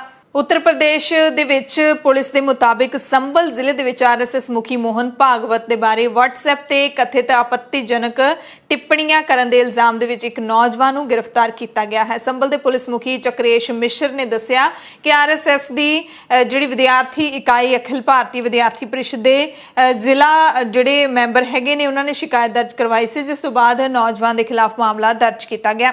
ਉਹਨਾਂ ਕਿਹਾ ਕਿ ਗਣੇਸ਼ ਕਲੋਨੀ ਦੇ ਵਿਸ਼ਾਲ ਮੌਰਿਆ ਨੇ ਮੋਹਨ ਭਾਗਵਤ ਦੇ ਖਿਲਾਫ ਜਿਹੜੀਆਂ ਗਲਤ ਟਿੱਪਣੀਆਂ ਕੀਤੀਆਂ ਸੀ। ਇਸ ਸੰਬੰਧ ਦੇ ਵਿੱਚ ਹੀ ਜਿਹੜੀ ABVP ਦੇ ਇੱਕ ਜਿਹੜੇ ਮੈਂਬਰ ਹੈਗੇ ਨੇ, ਕਾਰਕੁਨ ਹੈਗੇ ਨੇ, ਆਕਾਸ਼ ਕੁਮਾਰ ਨੇ ਸ਼ਿਕਾਇਤ ਕੀਤੀ, ਜਿਸ ਤੋਂ ਬਾਅਦ ਜਿਹੜਾ ਇਹ ਨੌਜਵਾਨ ਨੂੰ ਗ੍ਰਿਫਤਾਰ ਕੀਤਾ ਗਿਆ। ਇਸ ਦਾ ਮੋਬਾਈਲ ਵੀ ਜ਼ਬਤ ਕਰ ਲਿਆ ਗਿਆ ਤੇ ਮਾਮਲੇ ਦੀ ਜਾਂਚ ਕੀਤੀ ਜਾ ਰਹੀ ਹੈ। ਦੇਸ਼ ਦੀ ਰਾਜਧਾਨੀ ਦਿੱਲੀ ਦੇ ਵਿੱਚ ਅੱਜ ਲਾਲ ਕਿਲੇ ਤੇ ਉੱਡਦਾ ਹੋਇਆ ਡਰੋਨ ਦੇਖ ਕੇ ਪੁਲਿਸ ਕਰਮੀਆਂ ਨੂੰ ਭਾਜਣਾ ਪੈ ਗਈਆਂ, ਪਸੀਨੇ ਛੁੱਟ ਗਏ। ਇਹ ਡਰੋਨ ਲਾਲ ਕਿਲੇ ਦੇ ਉੱਪਰ ਉੱਡ ਰਿਹਾ ਸੀ। ਡਰੋਨ ਜਿਵੇਂ ਹੀ ਉੱਡਦਾ ਹੋਇਆ ਦੇਖਿਆ ਗਿਆ, ਪੁਲਿਸ ਦੇ ਵਿੱਚ ਹੜਕੰਪ ਮਚ ਗਿਆ। ਦਿੱਲੀ ਪੁਲਿਸ ਨੇ ਤੁਰੰਤ ਐਕਸ਼ਨ ਲੈਂਦੇ ਹੋਏ ਡਰੋਨ ਨੂੰ ਜ਼ਬਤ ਕਰ ਲਿਆ। ਪੁਲਿਸ ਦੇ ਮੁਤਾਬਿਕ 1 ਅਗਸਤ ਨੂੰ ਲਾਲ ਕਿਲੇ ਦੇ ਪਿੱਛੇ ਵਾਲੇ ਰੋਡ ਵਿਜੇ ਘਾਟ ਤੇ ਵੈਬ ਸੀਰੀਜ਼ ਦੀ ਸ਼ੂਟਿੰਗ ਚੱਲ ਰਹੀ ਸੀ। ਇਸ ਦੀ ਸ਼ੂਟਿੰਗ ਦੇ ਦੌਰਾਨ ਡਰੋਨ ਦਾ ਇਸਤੇਮਾਲ ਕੀਤਾ ਗਿਆ। ਉਸ ਡਰੋਨ ਨੂੰ ਲਾਲ ਕਿਲੇ ਦੇ ਉੱਪਰ ਲਿਜਾਇਆ ਗਿਆ। ਦਿੱਲੀ ਪੁਲਿਸ ਦੇ ਸਟਾਫ ਨੇ ਜਿਵੇਂ ਹੀ ਡਰੋਨ ਨੂੰ ਦੇਖਿਆ ਤਾਂ ਹੜਕੰਪ ਮਚ ਗਿਆ। ਉਸ ਡਰੋਨ ਤੇ ਨਜ਼ਰ ਰੱਖੀ ਗਈ। ਬਾਅਦ ਵਿੱਚ ਥੱਲੇ ਉਤਰਦਿਆਂ ਹੀ ਉਸ ਨੂੰ ਕਬਜ਼ੇ ਵਿੱਚ ਲੈ ਲਿਆ ਗਿਆ। ਵੈਬ ਸੀਰੀਜ਼ ਦੀ ਸ਼ੂਟਿੰਗ ਕਰਨ ਵਾਲਿਆਂ ਦੇ ਕੋਲ ਡਰੋਨ ਉਡਾਉਣ ਦੀ ਇਜਾਜ਼ਤ ਨਹੀਂ ਸੀ। ਪੁਲਿਸ ਨੇ ਮੁਕੱਦਮਾ ਦਰਜ ਕਰਕੇ ਡਰੋਨ ਨੂੰ ਜ਼ਬਤ ਕਰ ਲਿਆ। ਮਮਤਾ ਬੈਨਰਜੀ ਤੋਂ ਬਾਅਦ ਪੱਛਮੀ ਬੰਗਾਲ ਤੋਂ ਬਾਅਦ ਹੁਣ ਤ੍ਰਿਪੁਰਾ ਦੇ ਵਿੱਚ ਬੀਜੇਪੀ ਨੂੰ ਜਿਹੜਾ ਹੈਗਾ ਮਾਤ ਦੇਣ ਦੀ ਤਿਆਰੀ ਸ਼ੁਰੂ ਕਰ ਦਿੱਤੀ ਗਈ ਹੈ ਤੇ ਮਮਤਾ ਦੀਆਂ ਨਜ਼ਰਾਂ ਹੁਣ ਤ੍ਰਿਪੁਰਾ ਦੀਆਂ ਚੋਣਾਂ ਦੇ ਉੱਤੇ ਟਿਕ ਗਈਆਂ ਨੇ। ਮਮਤਾ ਬੈਨਰਜੀ ਤੇ TMC ਹੁਣ ਤ੍ਰਿਪੁਰਾ ਦੇ ਵਿੱਚ ਬੀਜੇਪੀ ਨੂੰ ਚੁਣੌਤੀ ਦੇਣ ਦਾ ਖੁੱਲ੍ਹਾ ਜਿਹੜਾ ਐਲਾਨ ਕਰ ਰਹੇ ਨੇ। ਹਾਲ ਹੀ ਵਿੱਚ TMC ਦੇ ਜਨਰਲ ਸਕੱਤਰ ਅਭਿਸ਼ੇਕ ਬੈਨਰਜੀ ਦੇ ਤ੍ਰਿਪੁਰਾ ਦੌਰੇ ਦੇ ਨਾਲ ਸਪਸ਼ਟ ਹੋ ਗਿਆ ਕਿ ਹੁਣ ਮਮਤਾ ਬੈਨਰਜੀ ਉੱਥੇ ਆਪਣੀ ਪਾਰਟੀ ਦੀ ਜਿਹੜੀ ਇੱਕ ਗਰੁੱਪ ਬਣਾ ਕੇ ਆਪਣੇ ਆਪ ਨੂੰ ਛੇਤੀ ਤੋਂ ਛੇਤੀ ਬੀਜੇਪੀ ਦੇ ਸਾਹਮਣੇ ਚੁਣੌਤੀ ਦੇ ਰੂਪ 'ਚ ਪੇਸ਼ ਕਰਨਾ ਚਾਹੁੰਦੀ ਹੈ। 3 ਅਗਸਤ ਨੂੰ TMC ਤ੍ਰਿਪੁਰਾ ਦੇ ਟਵਿੱਟਰ ਅਕਾਊਂਟ ਤੇ ਕੀਤੇ 2 ਟਵੀਟ ਵੀ ਇਹੀ ਸੰਕੇਤ ਦਿੰਦੇ ਨੇ ਕਿ ਪਾਰਟੀ ਨੇ ਸੂਬੇ ਦੇ ਵਿੱਚ ਮੁੱਦਿਆਂ ਦੀ ਭਾਲ ਕਰਨੀ ਸ਼ੁਰੂ ਕਰ ਦਿੱਤੀ ਹੈ। ਟਵੀਟ ਵਿਦਿਆਰਥੀਆਂ ਦੇ ਅੰਦੋਲਨਾਂ ਤੇ BSF ਦੇ ਜਵਾਨਾਂ ਦੀ ਬੇਰਹਿਮੀ ਦੇ ਨਾਲ ਹੱਤਿਆ ਦੇ ਨਾਲ ਸੰਬੰਧਿਤ ਸਨ। ਬੁਲੇਟਿਨ ਦੇ ਵਿੱਚ ਕੁਝ ਖਾਸ ਤੇ ਵੱਡੀਆਂ ਖਬਰਾਂ ਪੂਰੀ ਦੁਨੀਆ ਤੋਂ। ਸਭ ਤੋਂ ਪਹਿਲੀ ਖਬਰ ਅਫਗਾਨਿਸਤਾਨ ਤੋਂ ਹੈ। ਅਫਗਾਨਿਸਤਾਨ ਦੇ ਵਿਦੇਸ਼ ਮੰਤਰੀ ਮੁਹੰਮਦ ਹਨੀਫ ਅਤਮਾਰ ਨੇ ਭਾਰਤੀ ਵਿਦੇਸ਼ ਮੰਤਰੀ S ਜੈ ਸ਼ੰਕਰ ਨੂੰ ਅਫਗਾਨਿਸਤਾਨ ਦੇ ਮਾਮਲੇ ਤੇ ਸੰਯੁਕਤ ਰਾਸ਼ਟਰ ਸੁਰੱਖਿਆ ਪਰਿਸ਼ਦ ਦਾ ਇੱਕ ਐਮਰਜੈਂਸੀ ਸੈਸ਼ਨ ਬੁਲਾਉਣ ਦੀ ਮੰਗ ਕੀਤੀ ਹੈ। ਉਹਨਾਂ ਕਿਹਾ ਕਿ ਅਫਗਾਨਿਸਤਾਨ ਦੇ ਵਿੱਚ ਹਿੰਸਾ ਵਿੱਚ ਕਮੀ ਅਤੇ ਸ਼ਾਂਤੀ ਪ੍ਰਕਿਰਿਆ ਨੂੰ ਮੁੱਖ ਰੱਖ ਕੇ ਇਹ ਸੈਸ਼ਨ ਬੁਲਾਇਆ ਜਾਣਾ ਚਾਹੀਦਾ ਹੈ। ਮੁਹੰਮਦ ਹਨੀਫ ਨੇ ਟਵੀਟ ਕਰਕੇ ਜਾਣਕਾਰੀ ਦਿੰਦਿਆਂ ਲਿਖਿਆ ਕਿ ਭਾਰਤੀ ਵਿਦੇਸ਼ ਮੰਤਰੀ ਦੇ ਨਾਲ ਸੰਯੁਕਤ ਰਾਸ਼ਟਰ ਸੁਰੱਖਿਆ ਪਰਿਸ਼ਦ ਵਿੱਚ ਅਫਗਾਨਿਸਤਾਨ ਤੇ ਇੱਕ ਐਮਰਜੈਂਸੀ ਸੈਸ਼ਨ ਬੁਲਾਉਣ ਤੇ ਚਰਚਾ ਦੇ ਲਈ ਫੋਨ ਤੇ ਗੱਲਬਾਤ ਹੋਈ। ਸੰਯੁਕਤ ਰਾਸ਼ਟਰ ਤੇ ਅੰਤਰਰਾਸ਼ਟਰੀ ਭਾਈਚਾਰਾ ਤਾਲਿਬਾਨ ਦੀ ਹਿੰਸਾ ਤੇ ਅਤਿਆਚਾਰ ਨੂੰ ਰੋਕਣ ਦੇ ਲਈ ਮਹੱਤਵਪੂਰਨ ਭੂਮਿਕਾ ਨਿਭਾ ਸਕਦੇ ਨੇ ਤੇ ਅਫਗਾਨਿਸਤਾਨ ਦੇ ਤਾਜ਼ਾ ਹਾਲਾਤਾਂ ਦੀ ਗੱਲ ਕਰ ਲਈਏ ਤਾਂ ਤਾਲਿਬਾਨ ਲਗਾਤਾਰ ਅੱਗੇ ਵਧਦਾ ਜਾ ਰਿਹਾ ਹੈ। ਸ਼ਹਿਰਾਂ ਪਿੰਡਾਂ ਦੇ ਵਿੱਚ ਦਾਖਲ ਹੋ ਕੇ ਕਬਜ਼ੇ ਕਰਦਾ ਜਾ ਰਿਹਾ ਹੈ। ਲੋਕਾਂ ਦਾ ਜਿਹੜਾ ਉੱਥੇ ਜਿਉਣਾ ਵੀ ਮੁਸ਼ਕਿਲ ਹੋਇਆ ਪਿਆ ਤੇ ਅਫਗਾਨਿਸਤਾਨ ਦੇ ਰਾਸ਼ਟਰਪਤੀ ਅਮਰ ਉल्ला ਸਾਲੇਹ ਕਾਬੁਲ ਦੇ ਵਿੱਚ ਪਾਕਿਸਤਾਨ ਅਤੇ ਤਾਲਿਬਾਨ ਦੇ ਵਿਰੋਧ ਵਿੱਚ ਕੱਢੇ ਗਏ ਇੱਕ ਜਲੂਸ ਦੇ ਵਿੱਚ ਸ਼ਾਮਲ ਹੋਏ ਅਤੇ ਖੁੱਲ੍ਹੇਆਮ ਪਾਕਿਸਤਾਨ ਤੇ ਤਾਲਿਬਾਨ ਦੇ ਖਿਲਾਫ ਨਾਅਰੇਬਾਜ਼ੀ ਕੀਤੀ। ਮੰਗਲਵਾਰ ਦੀ ਰਾਤ ਨੂੰ ਕਾਬੁਲ ਦੇ ਵਿੱਚ ਦੇਸ਼ 'ਚ ਵੱਧਦੀ ਹਿੰਸਾ ਦੇ ਦਰਮਿਆਨ ਤਾਲਿਬਾਨ ਤੇ ਪਾਕਿਸਤਾਨ ਦੇ ਵਿਰੋਧ ਵਿੱਚ ਕਾਬੁਲ ਦੇ ਵਿੱਚ ਇੱਕ ਜਲੂਸ ਕੱਢਿਆ ਗਿਆ। ਅਫਗਾਨ ਉਪ ਰਾਸ਼ਟਰਪਤੀ ਨੇ ਇਹਦੇ ਵਿੱਚ ਹਿੱਸਾ ਲਿਆ ਅਤੇ ਸੜਕ ਤੇ ਉਤਰ ਕੇ ਅੱਲਾਹੂ ਅਕਬਰ ਦੇ ਨਾਅਰੇ ਲਾਏ ਅਤੇ ਕਿਹਾ ਕਿ ਅੱਲਾ ਨੂੰ ਪਾਕਿਸਤਾਨ ਨੇ ਨਹੀਂ ਬਣਾਇਆ। ਉਸ ਤੋਂ ਬਾਅਦ ਉਹਨਾਂ ਨੇ ਟਵੀਟ ਕਰਕੇ ਲਿਖਿਆ ਕਿ ਕਾਬੁਲ ਦੀ ਜਨਤਾ ਦੇ ਨਾਲ ਆਵਾਜ਼ ਵਿੱਚ ਆਵਾਜ਼ ਮਿਲਾਉਣਾ ਇਤਿਹਾਸਕ ਸੀ। ਅੱਲਾਹੂ ਅਕਬਰ ਕਿਹਾ ਉਹਨਾਂ ਨੇ ਅਤੇ ਤਾਲਿਬਾਨ ਦੇ ਅੱਤਵਾਦੀ ਅਤੇ ਉਹਨਾਂ ਦੇ ਸਮਰਥਕ ਮੁਰਦਾਬਾਦ, ਇਹ ਵੀ ਉਹਨਾਂ ਨੇ ਆਪਣੇ ਟਵੀਟ ਦੇ ਵਿੱਚ ਲਿਖਿਆ। ਅਫਗਾਨ ਦੇ ਉਪ ਰਾਸ਼ਟਰਪਤੀ ਪਹਿਲਾਂ ਵੀ ਖੁੱਲ੍ਹ ਕੇ ਪਾਕਿਸਤਾਨ ਨੂੰ ਬੁਰਾ ਭਲਾ ਕਹਿੰਦੇ ਰਹੇ ਨੇ। ਇਸ ਹਫ਼ਤੇ ਉੱਥੋਂ ਦੇ ਹੈਰਾਤ ਸ਼ਹਿਰ ਦੇ ਵਿੱਚ ਜਦੋਂ ਲੋਕਾਂ ਨੇ ਜਲੂਸ ਕੱਢਿਆ ਸੀ ਤਾਂ ਸਾਲੇਹ ਨੇ ਟਵੀਟ ਕਰਕੇ ਲਿਖਿਆ ਸੀ ਕਿ ਅੱਜ ਰਾਤ ਹੈਰਾਤ ਖੁੱਲ੍ਹ ਕੇ ਨਾਅਰੇ ਲਾ ਰਿਹਾ ਹੈ, ਅੱਲਾ ਤੋਂ ਵੱਡਾ ਕੋਈ ਨਹੀਂ ਹੈ, ਅੱਲਾ ਤਾਲਿਬਾਨੀਆਂ ਦੇ ਹੱਥਾਂ ਦਾ ਖਿਡੌਣਾ ਨਹੀਂ ਹੈ, ਅੱਲਾ ਨੂੰ ਪਾਕਿਸਤਾਨ ਨੇ ਨਹੀਂ ਬਣਾਇਆ ਹੈ। ਪਿਛਲੇ ਮਹੀਨੇ ਉਪ ਰਾਸ਼ਟਰਪਤੀ ਨੇ 1971 ਦੇ ਯੁੱਧ ਵਿੱਚ ਭਾਰਤ ਦੇ ਸਾਹਮਣੇ ਪਾਕਿਸਤਾਨ ਦੇ ਆਤਮ ਸਮਰਪਣ ਦੀ ਇੱਕ ਤਸਵੀਰ ਵੀ ਸਾਂਝੀ ਕਰ ਦਿੱਤੀ ਸੀ, ਜਿਸ ਤੋਂ ਬਾਅਦ ਪਾਕਿਸਤਾਨ ਭੜਕ ਉੱਠਿਆ ਸੀ। ਪਾਕਿਸਤਾਨ ਦੇ ਸੂਚਨਾ ਤੇ ਪ੍ਰਸਾਰਣ ਮੰਤਰੀ ਫਵਾਦ ਚੌਧਰੀ ਨੇ ਟਵਿੱਟਰ ਤੇ ਸਖਤ ਸ਼ਬਦਾਂ ਵਿੱਚ ਨਿੰਦਿਆ ਕਰਦਿਆਂ ਜਵਾਬ ਵੀ ਦਿੱਤਾ ਸੀ। ਪਾਕਿਸਤਾਨ ਤੋਂ ਹੀ ਅਗਲੀ ਖਬਰ ਹੈ ਜਿੱਥੇ ਇਮਰਾਨ ਖਾਨ ਦੀ ਸਰਕਾਰ ਵਿੱਤੀ ਸੰਕਟ ਦੇ ਵਿੱਚ ਘਿਰਦੀ ਦਿਸ ਰਹੀ ਹੈ। ਹਾਲਾਤ ਅਜਿਹੇ ਬਣ ਗਏ ਨੇ ਕਿ ਸਰਕਾਰ ਨੇ ਪ੍ਰਧਾਨ ਮੰਤਰੀ ਇਮਰਾਨ ਖਾਨ ਦੀ ਸਰਕਾਰੀ ਰਿਹਾਇਸ਼ ਨੂੰ ਕਿਰਾਏ ਤੇ ਦੇਣ ਦਾ ਐਲਾਨ ਕਰ ਦਿੱਤਾ ਹੈ। ਹਾਲਾਂਕਿ ਇਸ ਤੋਂ ਪਹਿਲਾਂ ਹੀ ਪ੍ਰਧਾਨ ਮੰਤਰੀ ਨਿਵਾਸ ਨੂੰ ਯੂਨੀਵਰਸਿਟੀ ਦੇ ਵਿੱਚ ਬਦਲਣ ਦਾ ਐਲਾਨ ਵੀ ਕੀਤਾ ਜਾ ਚੁੱਕਾ ਸੀ। ਹੁਣ ਨਵੇਂ ਐਲਾਨ ਦੇ ਤਹਿਤ ਉੱਚ ਪੱਧਰੀ ਕੂਟਨੀਤਿਕ ਪ੍ਰੋਗਰਾਮਾਂ, ਅੰਤਰਰਾਸ਼ਟਰੀ ਸੈਮੀਨਾਰਾਂ ਸਮੇਤ ਕਈ ਸਮਾਗਮਾਂ ਦੇ ਲਈ ਰਿਹਾਇਸ਼ ਦੀ ਥਾਂ ਕਿਰਾਏ ਤੇ ਦੇ ਦਿੱਤੀ ਜਾਏਗੀ। ਐਮਰਜੈਂਸੀ ਬੁਲੇਟਿਨ ਦੇ ਵਿੱਚ ਸਾਡੇ ਸਭ ਤੋਂ ਇਜਾਜ਼ਤ ਚਾਹੁੰਦੇ ਹਾਂ। ਤੁਸੀਂ ਸਾਰੇ ਆਪਣਾ ਧਿਆਨ ਰੱਖਿਓ, ਲੋੜਵੰਦਾਂ ਦੀ ਮਦਦ ਕਰਦੇ ਰਿਹਾ ਕਰੋ ਤੇ ਅਫਵਾਹਾਂ ਤੋਂ ਬਚ ਕੇ ਰਿਹਾ ਕਰੋ। ਧੰਨਵਾਦ।